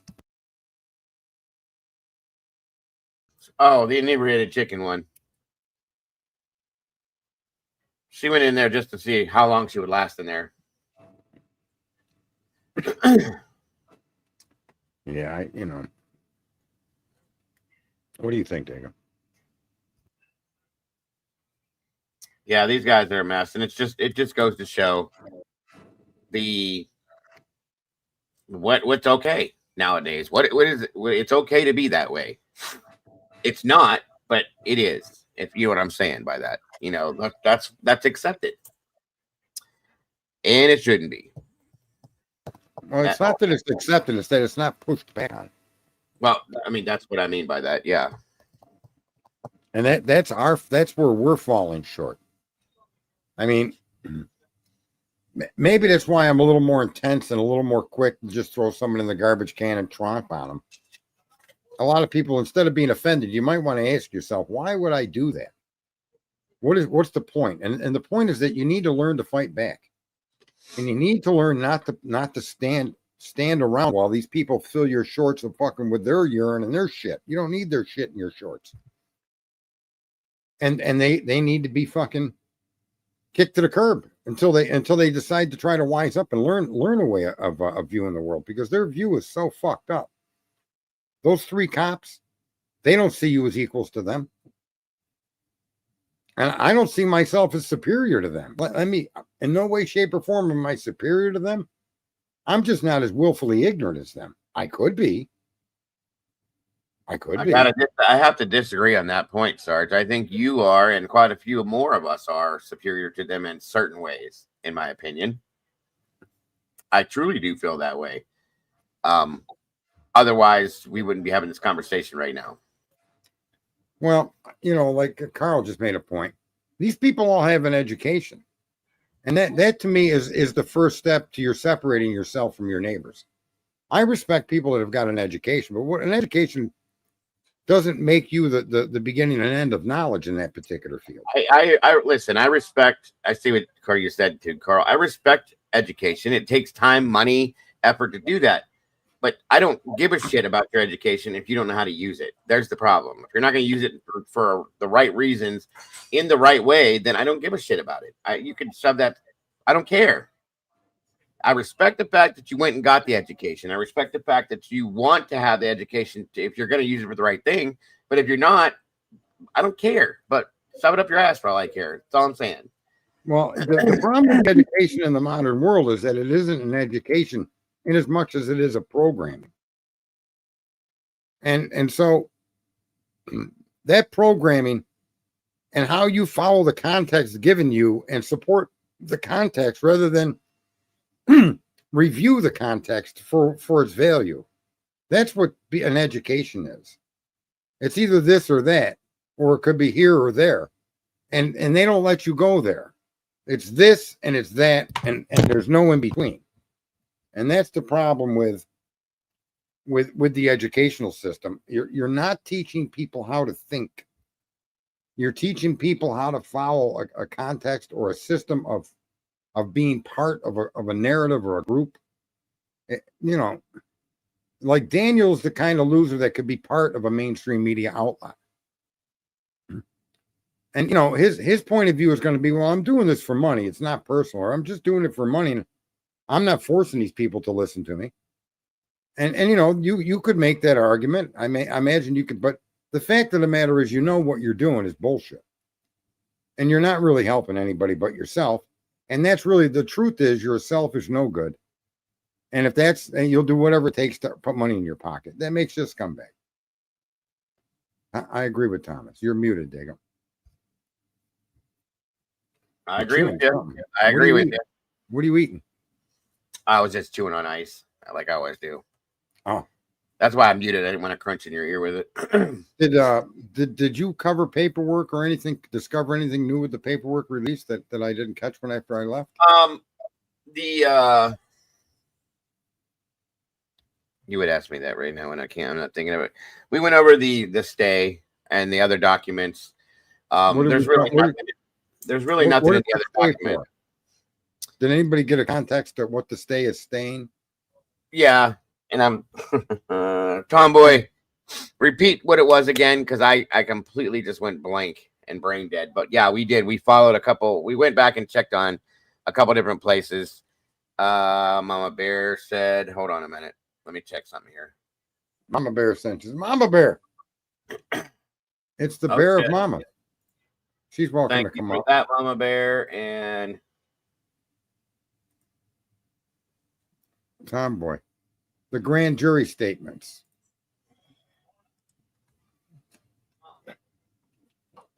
Yeah, Tomboy, you're welcome to come on. Anytime I post a link, and it's like, I don't know what it is, Dago. People are afraid to come up here for some reason. Oh, she ain't afraid of you. I promise you. None of my people are. I think these people our people. When they get dressed, they put their chicken feathers on before they go outside. Suzanne just said the stay is on Hitler's own order concerning the grand jury subpoenas. Thank you, Suzanne. Thank you. So what does that mean? Break that. What does that freaking mean? The subpoenas that were put out. Here they come. Look at, wait, I entice somebody to take their feathers off and come into the room. All right. Look at that. We got the duck master here. Go duck yourself. What's up, Tomboy? Sarge, you ain't never seen my duck collection, so duck it. Duck you too. I don't know. Can you explain? Do you want to explain, Tomboy, the grand jury thing and all that stuff? What that was about?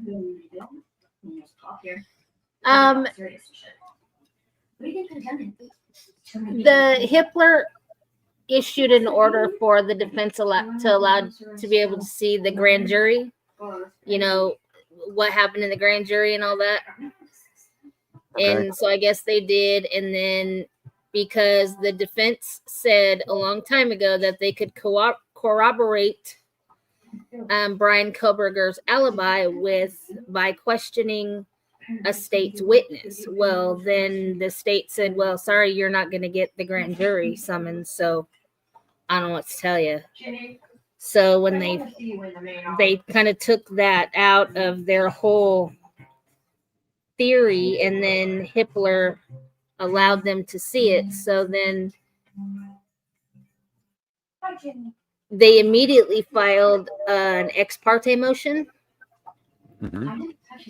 And that ex parte motion basically means that they filed a restraining order against the state for their state's witness, so the state can't brainwash them. Right. So, what do you think is, if you had to like sum up the situation in just like conversational terms, how would you lay it down? That the state has asked for an out, basically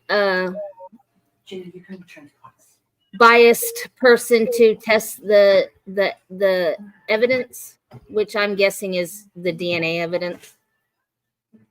And Yep. because I think they already know. But this all goes back to the alternate perpetrator, their third party culprit. All right, so I'm just trying to ask you questions to drag you along, like in common layman terms. The state, the defense, they've all did. What does all of this mean though? In like just basic.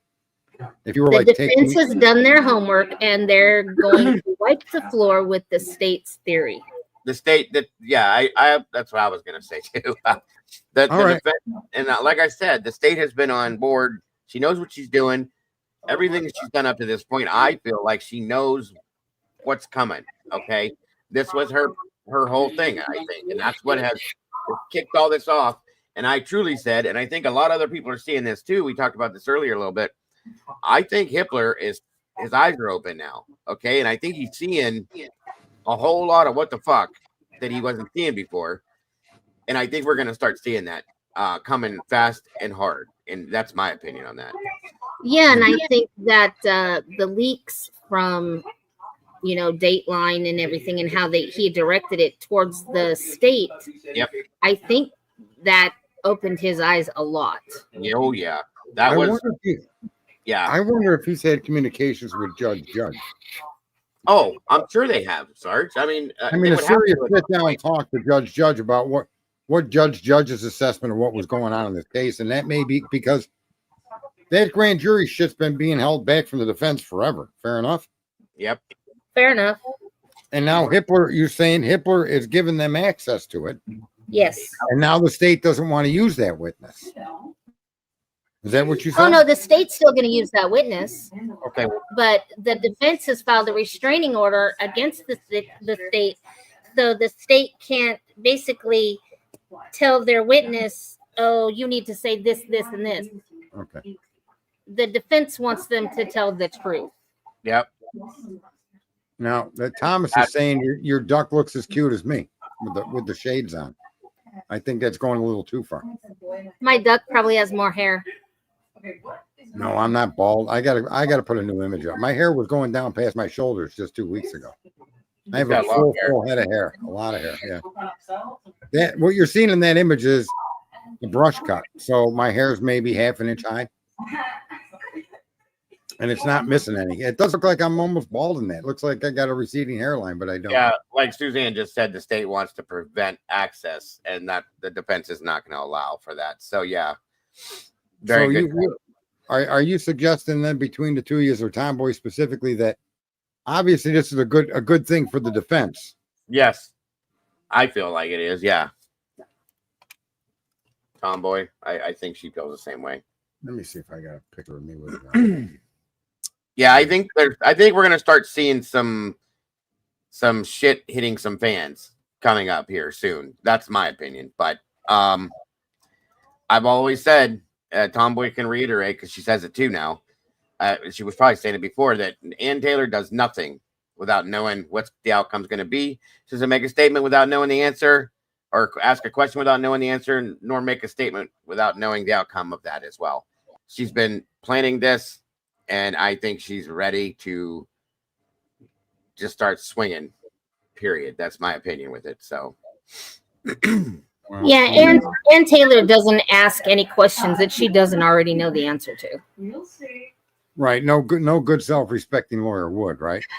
Yeah, I mean, she's just giving them enough rope for them to hang themselves.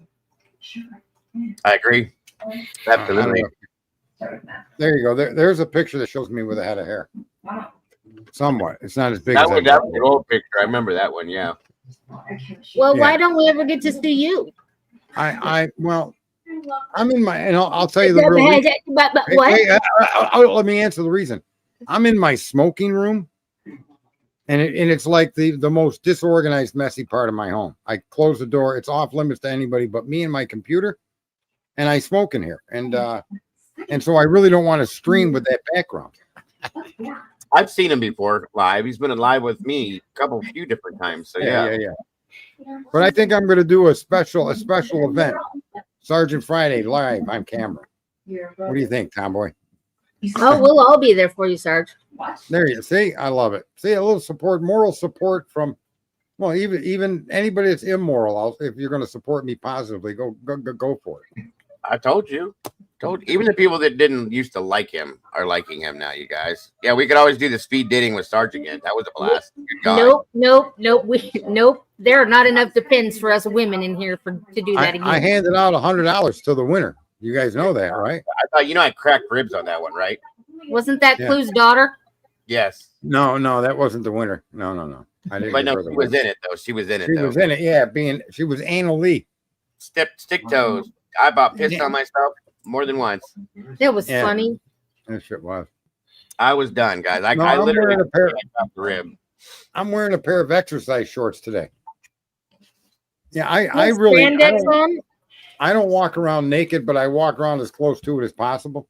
I got real comfy slippers. I got multiple pair of slippers so that they stay clean. I can throw a couple of, throw them in the washer. Yeah, Sarge is kind of a freak when it comes to stuff like that. My hair is layered back. It's feathered back. If you know what that is, Tomboy. I don't know if you remember the era of the 80s, but. Dude, I know. Yeah. So, yeah, I mean, I think I'm a fairly well kept guy. As long as you don't have a mullet, we're good. No mullet. No. What are the other thing too, where you just have hair on your chin? None of that either. I forget what you call that beard there. The goatee. Yeah, the dagoatee. Look at that. Look at it. It's like his razor ran out of energy and stopped. Now he's got to keep the wise guy clean shaven face. That's his thing. No, I got facial hair. Oh, do you now? Oh yeah, I got facial hair. Yeah. Okay. Yeah. Well, in the wintertime, I keep the beard, and in the summertime, I do the whole whatever the hell this is and the goatee. Listen, I look good enough that my money matters with women. Let me just say that. Do not say that to me. What? I ain't saying a word. You want me to repeat that? Yeah, could you repeat that, please? I look good enough that my money matters with women. Oh shit. The more I drink, the cuter you get. There's always an aspect of that going on too. I was adopted, and I don't even know if that's true, but when I asked my parents if I was adopted, you know what they said, Tomboy? What? Do you really think we'd have picked you? So yeah, there's always that to worry about. Plus, my stepmother was so fat that when she went in the tub, she gave it stretch marks. Oh my God! Stop. I don't know. I was so ugly when I was a child, they had to hang a pork chop around my neck to get the dog to play with me. How did you do that? I don't know. But it all worked out. It all worked out in the end, You're a mess, Sarge. You're a mess. Hey, if you could What is that noise? It's Tomboy. She's got her TV on or something. She can't be entertained by us. She's got to have you. Yeah, you know that show that's like up now. It's Junie and Georgia or some damn thing. I don't know. I don't know neither. I don't watch it either. I'm trying to keep up with the chat. Curious Road. The one and only time I love my channel, my 85-year-old dad walked right behind me in his tidy whities and a wife beater shirt. That was the end of my live camera career. That's awesome. So how do you think this is all unfolding there, Tomboy? Because I don't think you've ever been up here before. And you definitely have some brain power going on there, even if your duck defies that statement. I will have you know I have all my ducks in a row. I bet you don't. Bet I do.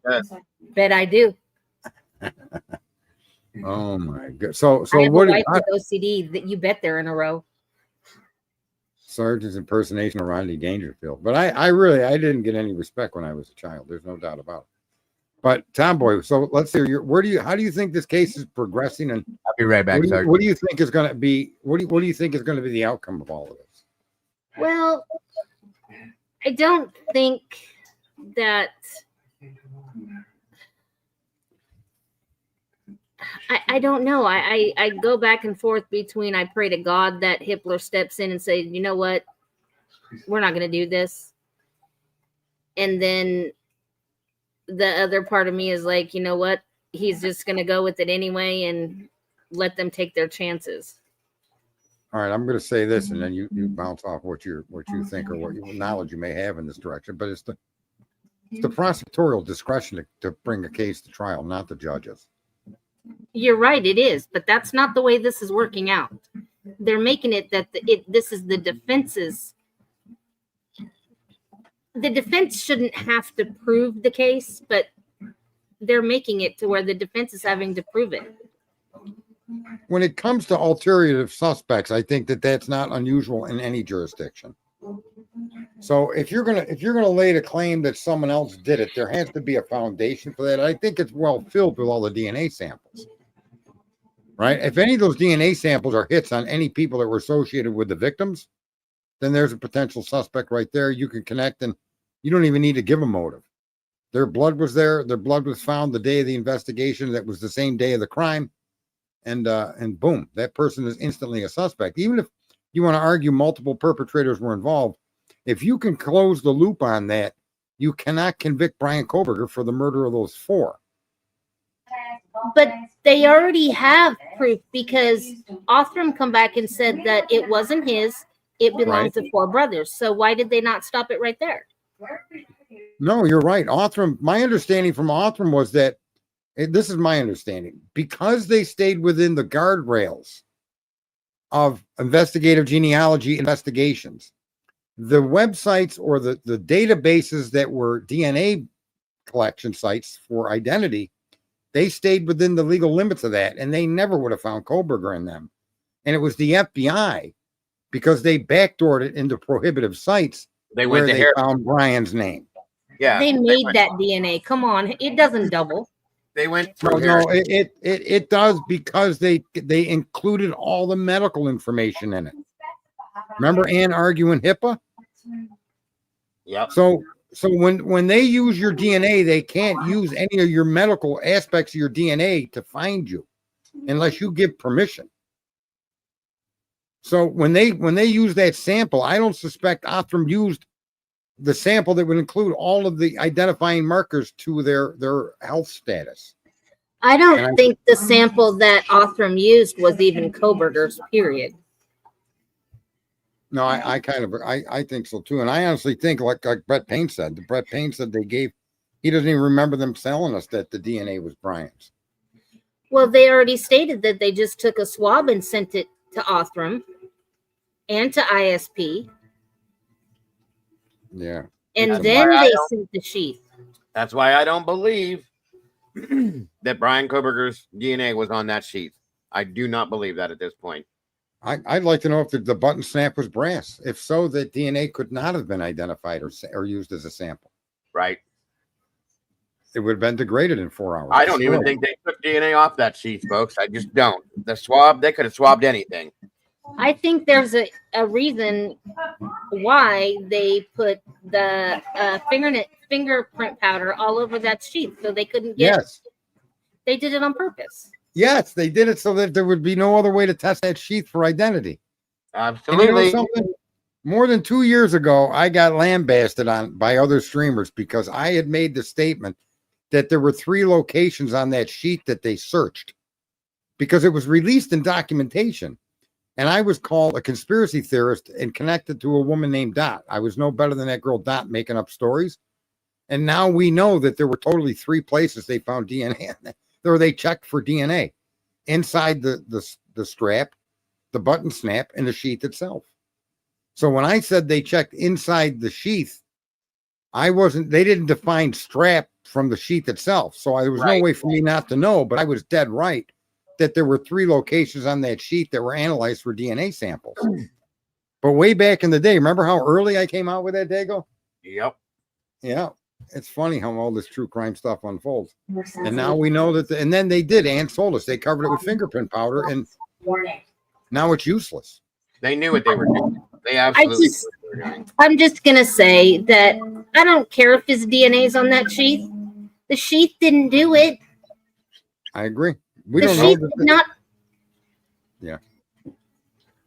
Where's the argument that the wounds are consistent with and only could be from a K-bar knife? Exactly, and that's never been proven. Nobody's ever seen anything on it. And it's never going to come out because they can't prove that. I know that mom has a certain name. People, this is a good question, and I insist that the reason Kohlberger's name was brought up was because he was a person of interest in other cases. No, no. Or cases by the FBI. Yep. I think the FBI was up there because they were on the drug task force. I think he was observed frequenting a residence, purchasing the rugs, and him and Kopaka, that's where it came from. That's possible. It's reasonable. However, the case in Pennsylvania with the woman that was found dead. No, that was after he was arrested. But they didn't even look into him until after he was arrested. That's the way they laid it out. But I'm suggesting to you that is a false. Listen, that's false. The way that the media gave us the information, it comes across as if his name came up only after he was arrested here. And I'm telling you that's backwards. Like everything else they tell us, it's backwards.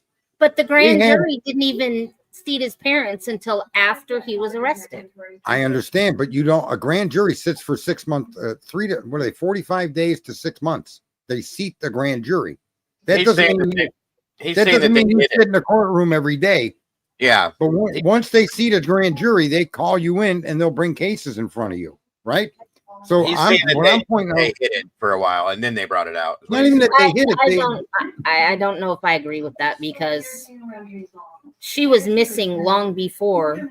I know, and that's why he was a suspect or a person of interest long before this ever happened in Idaho. And the fact that he was in Idaho would make the FBI connecting him and putting out his name make sense. He is a person of interest in another murder or murders that we aren't aware of. You wouldn't have known if he hadn't been arrested in Idaho. You wouldn't have known what was happening in Pennsylvania. There would have been no news story about parents being called to a grand jury. None of that would have been released. Yeah, see, I don't think he even came up as a suspect until after his arrest when all these people were calling in and reporting, oh, he's from there, he's from there, he's from there. Yeah, it was mass reported. I remember that. I understand that, folks, but I'm just telling you that if you look at what the FBI's role in all of this has been, and you ask yourself a pertinent question, what could drive them to even think of a name like Kohlberger? I'm going to suggest to you that that name was not new to the FBI. It was new to Idaho, new to the world, new to the country, not to the FBI. Whether it be the case that we found out publicly or other cases, folks. Well, that's what I'm trying to point out. I suspect the FBI knew his name long before the Idaho murders. Well, let me ask you then, Sarge, if that's the case, how did they get it then way back then? Because he became a suspect or a person of interest in other crimes. See, his name is unusual, and then all of a sudden he fits this crime by the advice of the FBI. They gave the name. They're saying they did it with genealogy that they're not willing now, and we'll never know how they came to that name, right? So if you question everything the police do, and you see that they do things backwards and backhandedly, it makes sense that they had Koberger's name long before this crime ever happened. Whether that meant he committed a crime or not is not what I'm saying, but that he was on their radar some way, shape, or form back from when he was in Pennsylvania before he ever came to Washington. I know what you're saying. I don't know. I mean, I respect what you're saying. I don't know how I feel about it. That's all. I know what you mean, and it does make some sense per se, based on what you said, for sure. I don't know. It's kind of. It's hard to know. I mean, because they're not telling us, but I guess my summations have been pretty accurate across the board from the beginning forward. And that most of what I've observed and concluded and suggested was going to happen is all taken place. And I'm telling you that because of my criminal background and my connection to what's been going on in courts through personal experience and that of friends and things, that it makes sense that the FBI had his name. Whether it was even a name came up in an investigation doesn't mean he was even a suspect. But I suspect that name was known to the FBI before the Idaho 4. And the fact that he was there made them suggest to the police that have you looked into a man named Brian Koberger? And they looked and they built a case around him. Now that's a true fact. We can say they constructed this case around the kid to make it look like he did it. Can we agree with that? So they definitely did that. Yeah, there's no two ways about that. So why would you do that to just some average Tom, Dick, or Harry? I know what you're saying. They had to. He's not black. Listen, he's not black. In all fairness, we know that happens to black people sometimes, right? So my point is that when you look at Koberger as an isolated individual, what would make his name of any interest to anybody in this case? To the point that even when cell phone data contradicts their theory, they ignore it. Even when images can't show you that's his car at all, they stick with telling you that's his car. It just seems to me that there had to have been some motive for his name to be dropped into this hat. I know what you mean. I've thought about it too. What do you think, Tom Boy? I'll be quiet. You two give me your reasons why you think they picked Brian Koberger. I already said mine. I think that Brian. Are things any better? Brian was a criminology student. Brian was probably we know what his Google was like. I've always thought that there's a possibility that Brian was looking into something, or may have accidentally looked into something, came upon something, and the FBI got hold of that information. And for whatever reason, that's where it came from. That's just always been what my background theory was on that per se. Do you think Brian Koberger stumbled upon or became involved in something that the police or the FBI or some agency was concerned that he had that knowledge? Yes, that's my always been a thought of mine, a possibility that he fell onto something he shouldn't have, he wasn't supposed to know about. And this is how they were going to get him quiet by getting rid of him, per se. Tom Boy, repeat your idea. Please. It's time to talk about. She muted herself. Tom Boy, can you repeat your idea why you think they focused in on Koberger? Because the Quad Cities Drug Task Force was in the Moscow and Pullman area for not only for the powder trafficking, but also for human trafficking. I believe he was observed frequenting a residence near the towers that service that area, and his name was kind of written down to keep an eye on him, to see if he kind of got more than he bargained for. Well, I'm very good at very whatever. Okay, so then then it would only make sense to me, that kind of reasoning is that the person's place he was going to was the murderer or involved in the murders. No, So okay, so then why would you frame Brian Koberger? because somebody had to be arrested. Scott Green was all over their ass. I like to swim. Yeah, But I love to okay. drive. I mean, it's an outlier. I think if you try to maybe a direct connection with Kopaka, like we do know, didn't Ann or someone say in court that there's an alternative suspect that can't be held to account? Terrible at this. Oh no. Wasn't that statement made in one of the hearings, Dago? I do believe so. So is it possible he had a connection with Brett Kopaka? Is it possible that that's one of the main alternative suspects? Oh, that I Ann Taylor believe was there going off? was a friendly interaction with Kopaka, yes. And probably at that I have. residence. What residence? Sorry, I probably should have told you that. The murder house you're talking about. No. No, she can't be. Oh, I thought you were talking about what they met there. Kopaka's residence, that apartment? The house that was just around the corner. Dago knows who I'm talking about. Oh, yeah, I forgot. Yeah. What house? Oh, There you go. that'd be really Batman and his trusty sidekick, butt picker. I don't know. Emma Bailey and Demetrius. Okay. Yeah, and there's another, there you go. There's another pairing right there of suspicious activity and then charges dropped for Well, jurisdictional reasons over the death of somebody that bought their drugs. which was not And true. they've never been recharged Jurisdictional for that. reasons, my ass. Yeah, we That's know what they that. told us, though. Right. right? And we heard tonight going back to an interview of somebody from that area that was very much involved in the activity going on. They were asked about those two, and he responded as in they are the, not one of, he started to say one of, then said one, the absolute lead dealer in this area. Those were his words.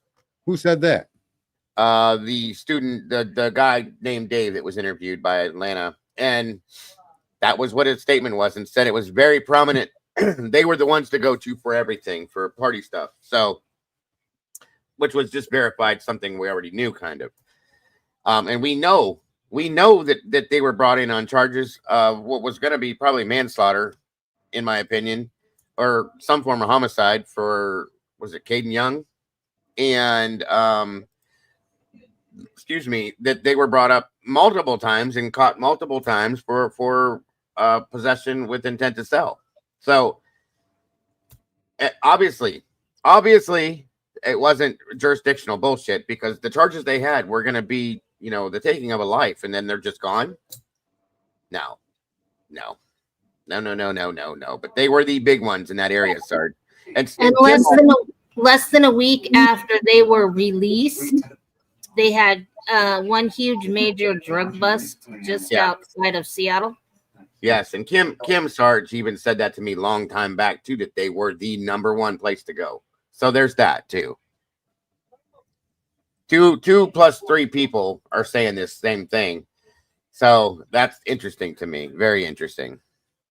Now, was that how Brian got involved? Maybe he went there. Maybe he went to them, maybe I'm not saying he fell off the wagon, but maybe he started doing something different to keep up, to stay awake, something to speed him up a little bit, keep him moving, because that was the place to go, the only place to go.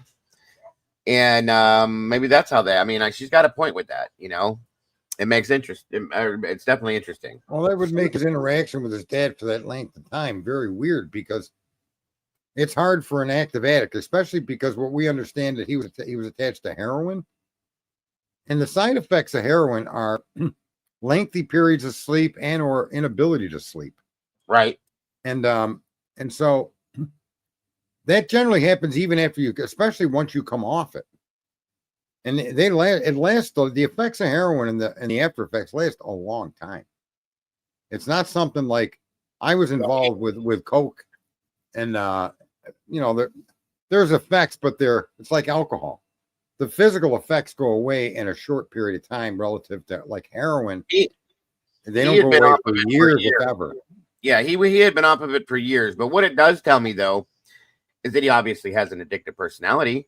So that end being, that being what it is, he could very easily get back into maybe taking something different, okay, to keep up with work and stay awake and stuff like that, maybe, and to deal with maybe some of his dyspraxia issues or his autistic stuff that he was dealing with that as well.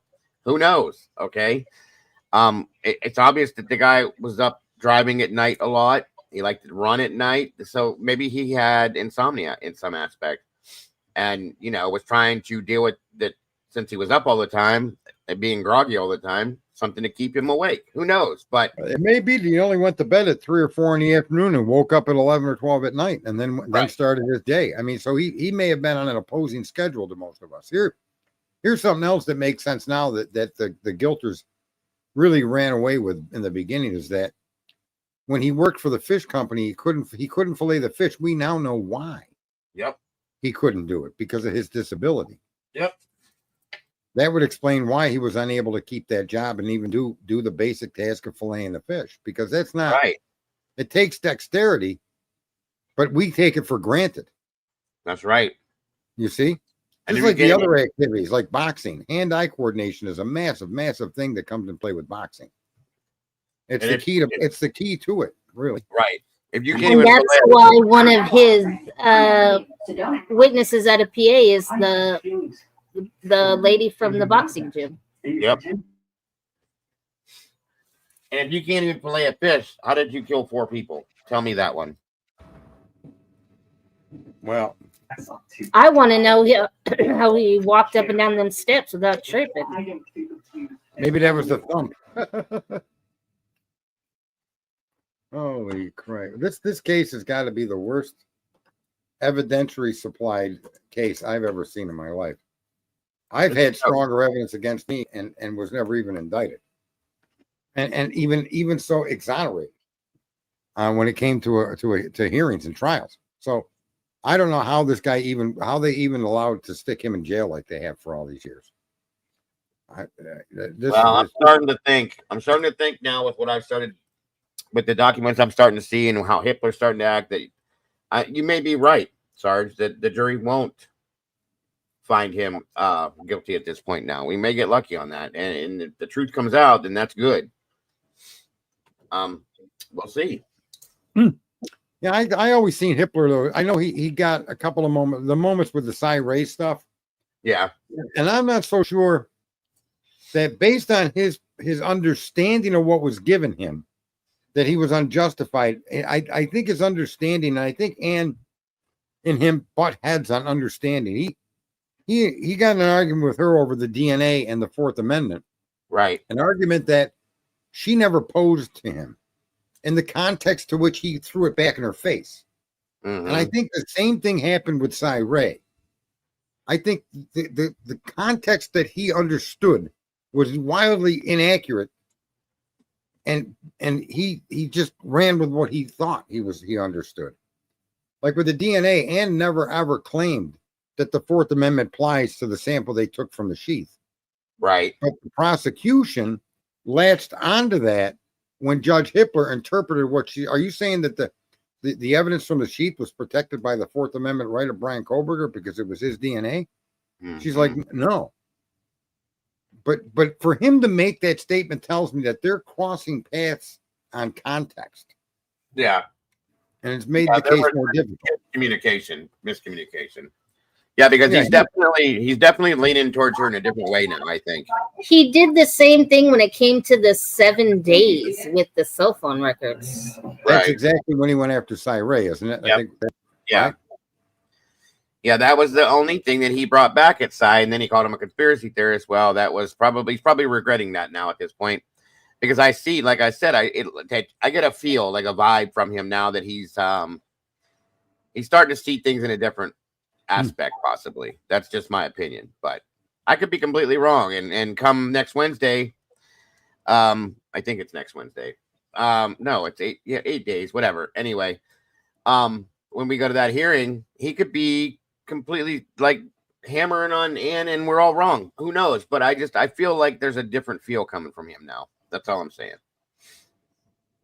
Yeah, and I was very stunned when he came at her with that discrepancy about the understanding of the Fourth Amendment. I was just shocked that he interpreted it the way he did. That tells me he was off in the weeds, and or he was highly ill-informed, or he was he was dependent on the view of the prosecutor more than he was dependent on what Ann was trying to explain. And he just went off on that in that way. And I thought, wow, that's because it is the most nonsensical thing ever spoken, if you think about it. You find my DNA on a gun and you identify it as mine, but I got a Fourth Amendment protection that you shouldn't be able to use my information because it's mine. It's like, no, dude, that shit was found at a crime scene. It's fair game. It's in the public. It's on a weapon. Right. There's no Fourth Amendment there.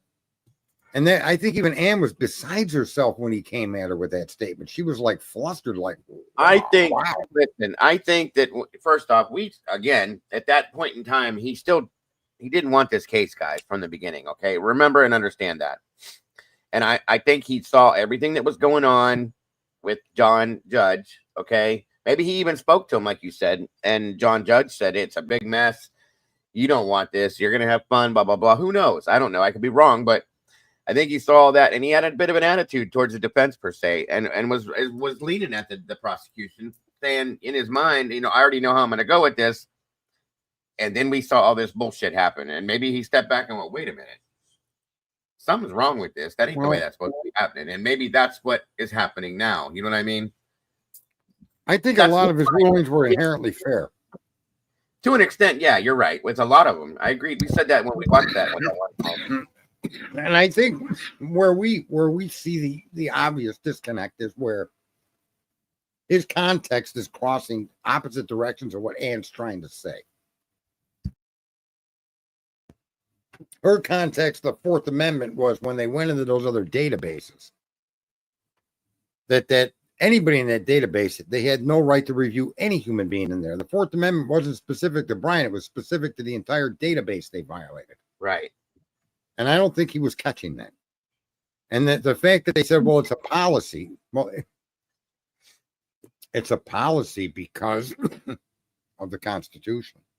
Mm-hmm. They say there's no quick, what's the word? Hold on.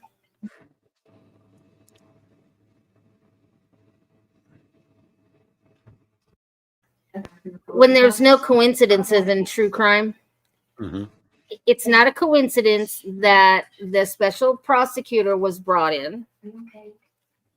He's the one that was used to prosecute some of the drug cases on the western side of Washington and Idaho. He knows. It's no coincidence that she is also the lead attorney for the other death penalty case down in Lewiston.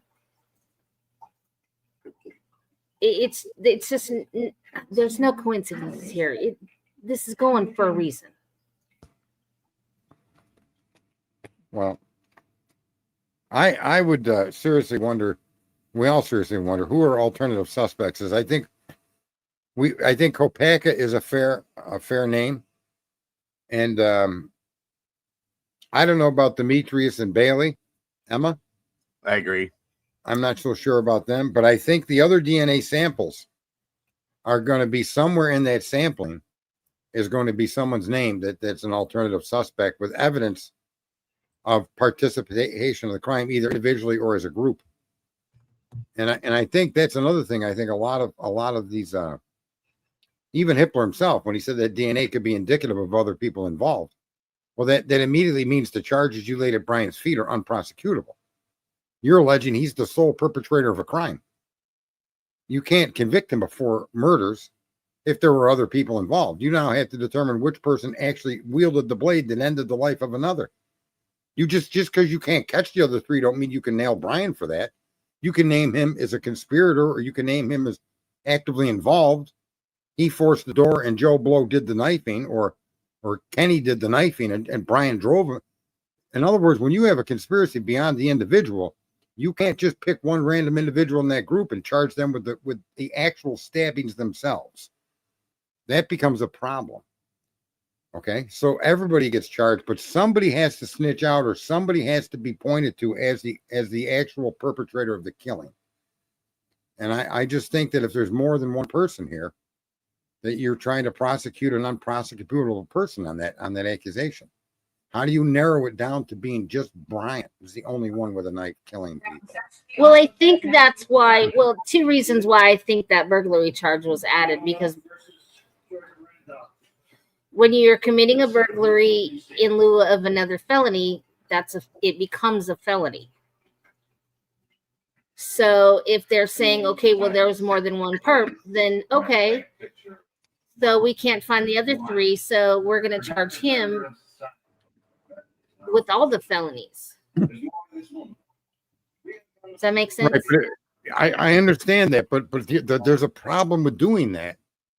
And that if there are other perpetrators involved, you need to narrow down who the wielder of the knife is. I'm an accessory to it, but an accessory to murder, their actions don't rise to the level of a death penalty.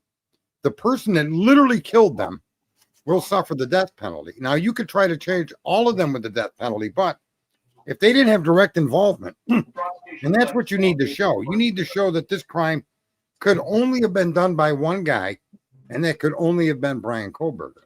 But if somebody dies in the commission of a felony, then you're all charged with felonies, and therefore you're all eligible for the death penalty.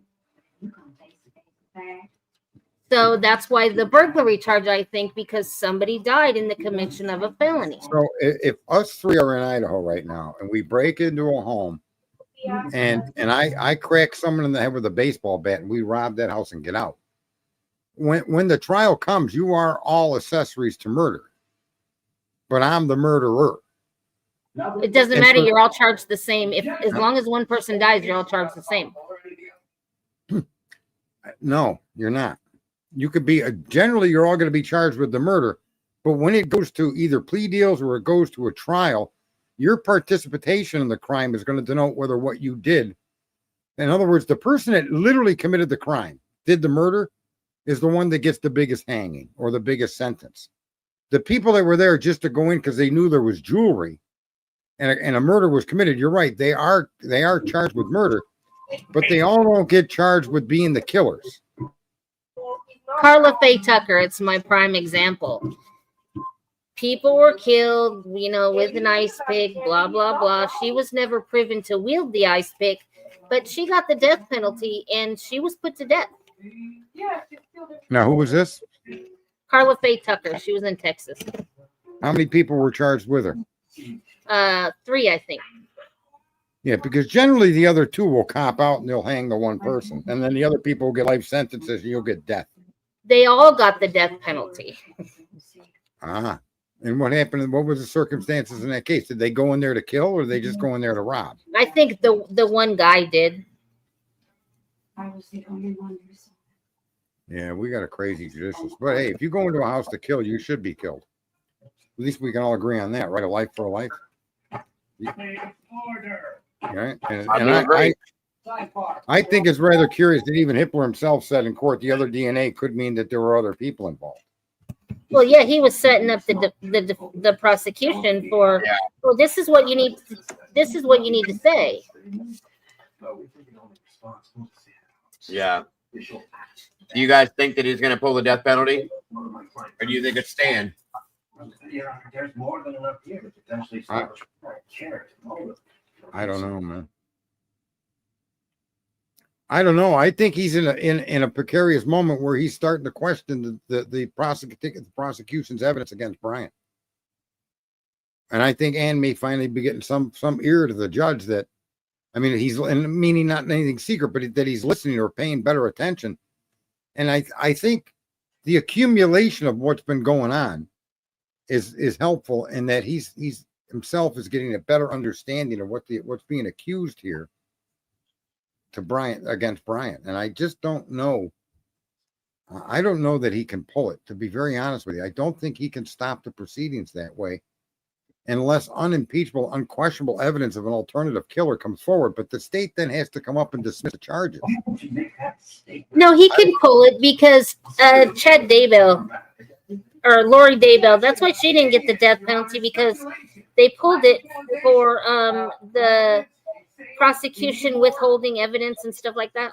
The death penalty, but I mean the trial itself. I'm not sure that he can end the proceedings against Brian Koberger unless the prosecution stands up and withdraws their charges or dismisses the charges for charges against somebody else, or for lack of sufficient evidence. If the case is made, in other words, if he makes rulings, this is inadmissible, this is inadmissible, it gets to a point where the defense is going to have to then themselves say, without these 6 pieces of information, we got no case. And that way it could be the state would stand up, but prosecutorial discretion, the judge is there as a referee, not to determine the charge's validity. And he does do that, though, when you file motions, but he seems to have settled all the argumentative motions at this point to where there's really no reason for him or even the state to say not to try the case, Chips. I love Chips. He said he thinks Hitler would rather delay than pull the death penalty. Yeah, I think not his car is a major flaw. I think everything, his phone wasn't near that house, is a major flaw. And I hope he talked to Hitler or somebody were to send him that video. I don't know where it is, where that cracker clause stands up and says there was no stalking. The defense knows there's no stalking.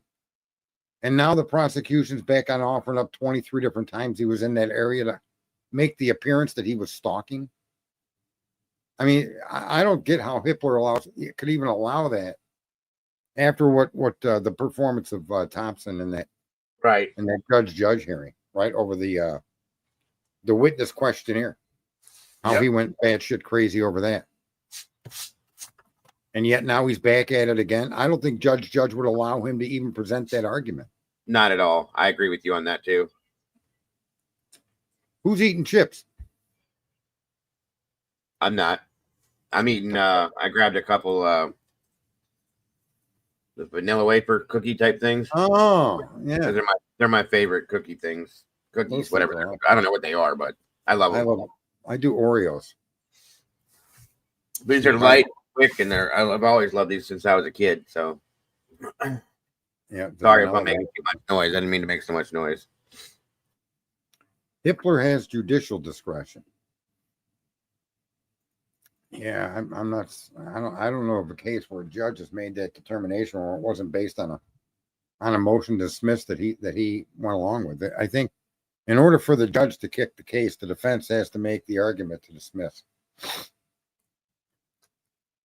Maybe that's coming if this stay around grand jury stuff is bearing fruit. And I'd like to know what that is. Very irritating, some of the things we don't know.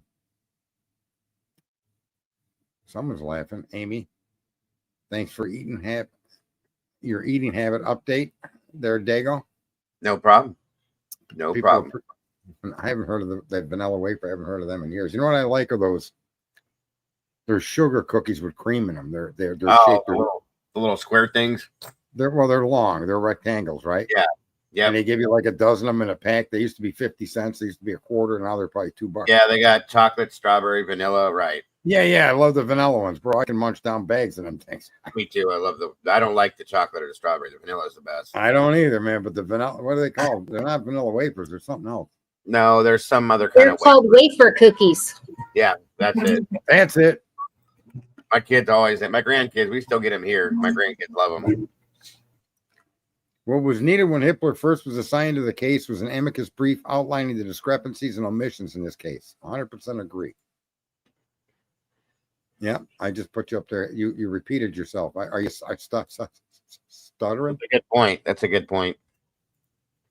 Yeah, and that was never provided. Ann Taylor never did that. That's a shame. When's the next hearing?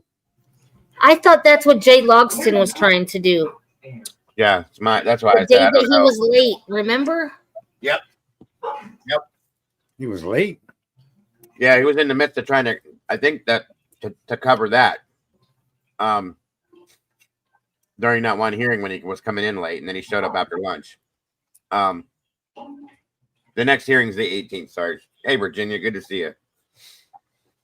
Yeah, she's trying to identify that cookie. Now everybody's going to be running out and buying these cookies in your local store, and we're not going to get any like kickback for it, Dago. I know. Yeah, Yes, they got them in Virginia, Dollar they are General. like the ice cream cone material. Dollar I do Tree. have Dollar Tree? Yeah, They're Yes. closing over here. We lost Big Lots in my area. we did too. And then I think Dollar Tree is closing too. I don't like the name of the store that's nothing in there was $1. It used to drive me crazy. Yeah. Stuff was still cheaper there, but it was like, come on, dude. There's nothing in here for $1. Right. Dollar Tree, Dollar Store. I forget which one was doing that. Everything's $1. Yeah, back in the day it used to be $1, but nothing's worth $1 anymore. Not candy bars. I saw a candy bar the other day. It was $3.49. Yep. Grabbing one of them was a felony. It's cost so much.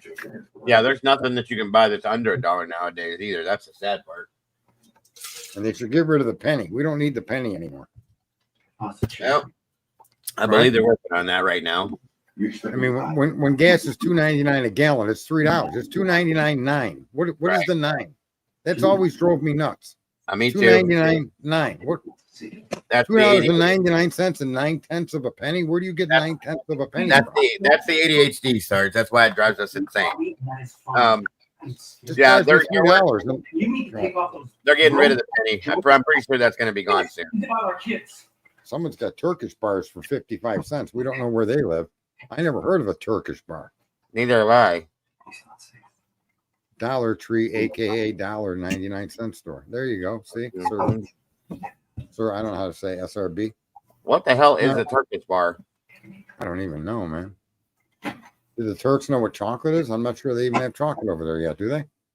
Oh, I'm sure they do. I know they do. That's the other thing that's quite incredible. Have you ever watched these shows where they show you how stuff is made? All the time. Right?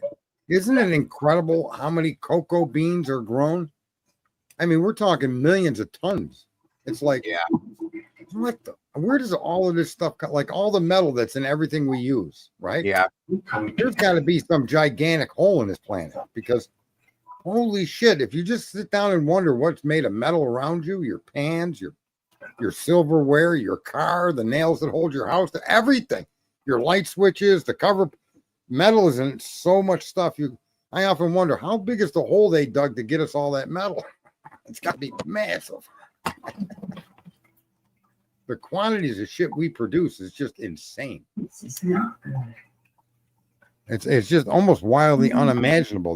What is it? In England, they make 3 billion chocolate bars or 1 billion chocolate bars a day or some crazy number close to 1 billion. That's just in England. Wow. It's insane what we accomplish on a daily basis around the world. That's true. Unbelievable. Look at how much milk we drink. And I learned something new about milk. You know that most adults, or a good portion of adults, can't process milk after a certain age, that children process the lactic acid or whatever they call it, lactose. Yeah. But there's a chromosome that switches on as you age, and it keeps a lot of people from drinking milk. That makes I didn't sense. know that. I know a lot of adults that don't drink milk, but I drink a gallon a week at least. And cereal and my coffee, glasses of ice milk. You know, I used to Andy drink. doesn't drink milk. I used to drink gallons. I could drink probably a gallon a day back in until I was about 30, and then I just stopped drinking it one day. Yeah. So Thomas is repeating himself, and he's blaming it on his computer with technical difficulties. And I do know a third world tech giant that can help you. They're affordable. Here we go. They wear toilet seats for tables, but you can't frown upon creativity so long as the last person to sit on the seat was them. Who are we to complain? It's their table too. Yep. What else you got, Tomboy? Anything interesting? Any twist to this horse that we've been beating with I don't know. Oh, I guess nothing from Tomboy. She's putting her ducks back in a row. Nope, I'm sewing and trying not to make noise Why? because I have to make, this child over here, one of her students' parents, some Father's Day thing that she so graciously told me about today. When's Father's Day? Next Sunday. Sunday. I think this coming Sunday. Wow, we don't even get a weekend. We get a few hours. Just Right. one day. It's crazy. That shit ain't right. I don't even Does get. it all We the don't even time. get that. It is what it is. Bake yourself a big cake. You know how to bake cakes, Dago? Oh hell yeah! Yeah, I love to bake. My wife is a baker. I mean, I hate doing it, but I know how to do it. I wouldn't have to. She'll make it for me. She always Dude, does. how could you hate baking sweets? I can't even wrap my head around. How could you hate that? Because I don't like the Bless you, Sarge. That wasn't me. That was Dago. that was me. I'm sorry. I was getting ready to say excuse me. Let me get blamed for it. I don't like the time that it takes to do it and what you have to do and the mess that it makes. The mess that it makes it kills my OCD. It kills it. It's called clean as you go. You won't have that mess. I know. I do that, but it still bugs me that I have to do it. That's what I don't like about it. Well, did you know that when they now this will be interesting. This is something you could share with your friends, Tomboy. Did you know when the new administration banned transgenders or men from women's sports? Do you know what that really means for men? They can't be bakers? No, we'll never have to do dishes again. The fuck you won't. What do you mean? I have a dishwasher. I actually have two dishwashers. I have What's her one. name? That is, I have 3. I have Don one- Shelby dishwasher. yeah, I have one that's a machine, and the other one's name is Caden. Well, you know why women are more often than not the ones doing the dishes, don't you? There, Tomboy, No? because their small But feet I'm sure allows you them can to tell stand. me. Their small What? feet allows them to stand closer to the sink. Mm-hmm. You know, my mom taught me a saying when I was younger, Sarge. It's- I'm ducking. Women's faults are many, men have only 2. Everything they say and everything they do. Yeah, it's not surprising to me because every problem a woman has starts with man, right? They have a menstrual cycle, they have menopause. That's possible. Yeah, That's no, possible. they do frame all their issues around us. It's quite interesting. And it is, hey, I'm part of society. I accept it. I accept my manly responsibility. Oh, yeah. Well, Dago, what do you think about the cops? Fuck them, right? Yeah. Especially the ones on that video. Yeah, them guys. Like I said, the one guy with the first one that spoke, he's always gotten on my nerve, my last nerve. I can't handle his voice, none of it. I just don't like him. And add them to that mix, and it was just now. I see what you were absolutely saw what you were talking about with that one for sure. Yeah, it just disgusts me that there's no discussion or no recognition that the same standards you're applying to Ann should have been applied to Brian to begin with. Yeah. And even worse, the evidence that we've now been shown. It just lights up the whole room, all of this other exculpatory data. And it's just completely ignored by these guys as if it doesn't exist. It's very sad. I got the discussion of milk going on. I've never had almond milk. Ugh. Yuck. What's the lactose-free milk? I don't even want to know what that is. That like 2% Yuck. milk? Yeah, it's like 0% milk. God, I can't handle any of that shit. Almond milk, 1% milk, that lactose-free shit. I can't do it. I just can't. No, I drink that whole vitamin D milk, man. I Right. like almond milk because it lasts a long time. I don't like vitamin D either. 2% or no percent. I don't. Vitamin D is like too thick for me. I just don't like it. You know what I find rather amazing is that all these things they place on us for safety devices in cars and all the stuff that they've done, right? Yeah.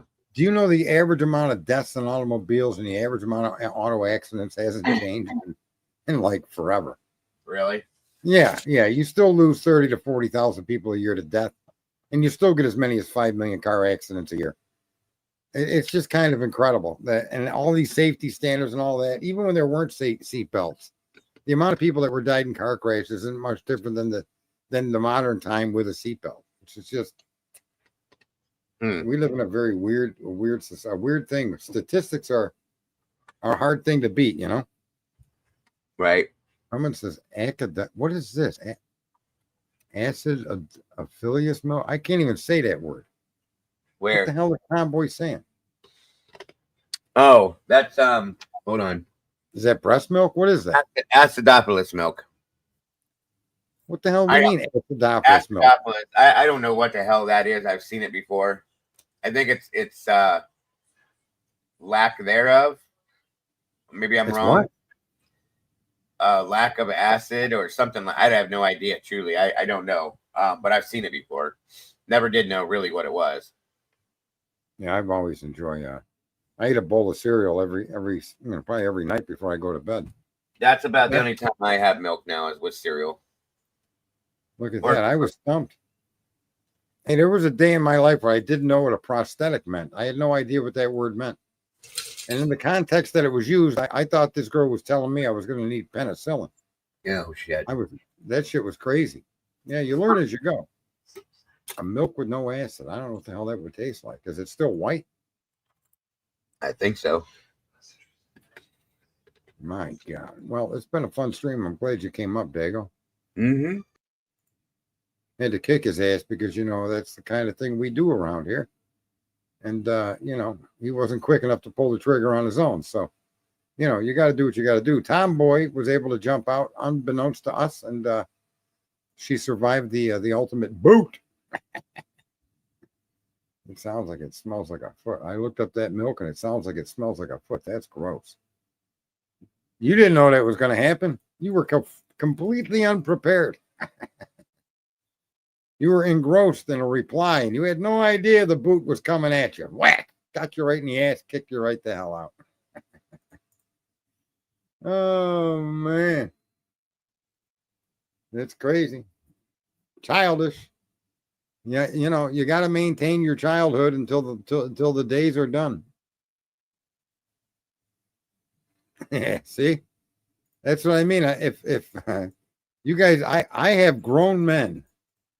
I mean, when I mean grown men, from their 70s all the way down to their 40s and 30s, okay, that when I'm at a car shop, suddenly the game of musical chairs commences. And what happens is, if you get up, someone will take your seat, right? And so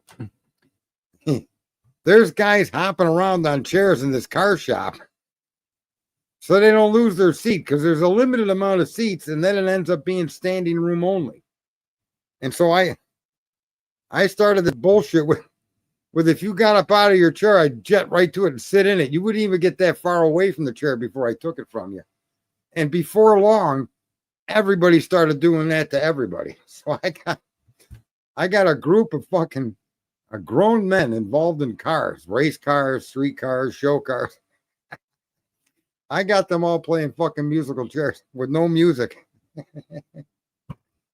Oh, man, that shit is funny as fuck. You got to see the looks on their faces, too. Some of them are like, who needs a chair? And then we don't really want to sit in that guy's chair. Play along. Get up and lose your seat. That old shit when we were a kid. Move your feet, lose your seat. Yep, and that's how we roll. All right, folks, it's been a joy. Remember that stream that I presented? Those guys are just, when I say retarded, they're just mentally backwards in the way they apply their knowledge. And I just find that to be the epitome of ignorance. The application of reasonability applies only to your point of view. And anything that could contradict or question your point of view is completely ignored. And that's just fucking bullshit. And there shouldn't be anybody that's in the enforcement of our laws in this country, be them the policeman on the street, okay, or the judge, or the prosecutor, or the governor, or the president. None of these people. Don't write me tickets if you're driving regularly 15 to 20 miles an hour over the speed limit. If you're regularly going through stop signs to make a right-hand turn without stopping, you should not be in charge of traffic enforcement if you can't first and foremost follow the fucking traffic laws. And that's where this all begins, with this idea that they're separate from you, they're different than you, they're above you. That's where the systemic training begins, is right when they sit in their first patrol car.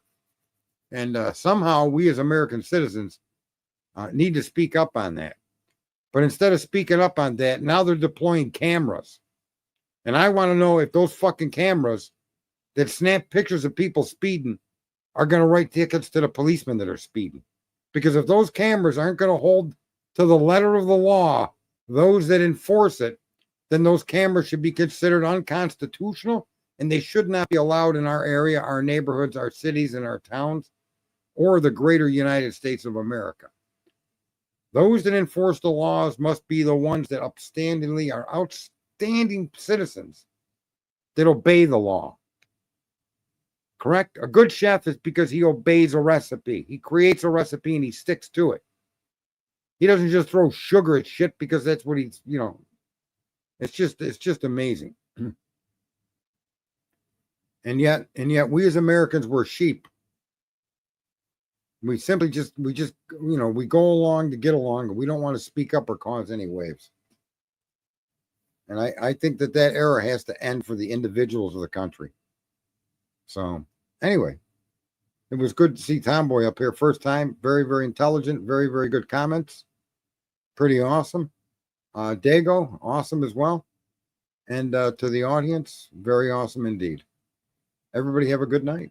Be good or be bad, but if you're going to be bad, don't get caught.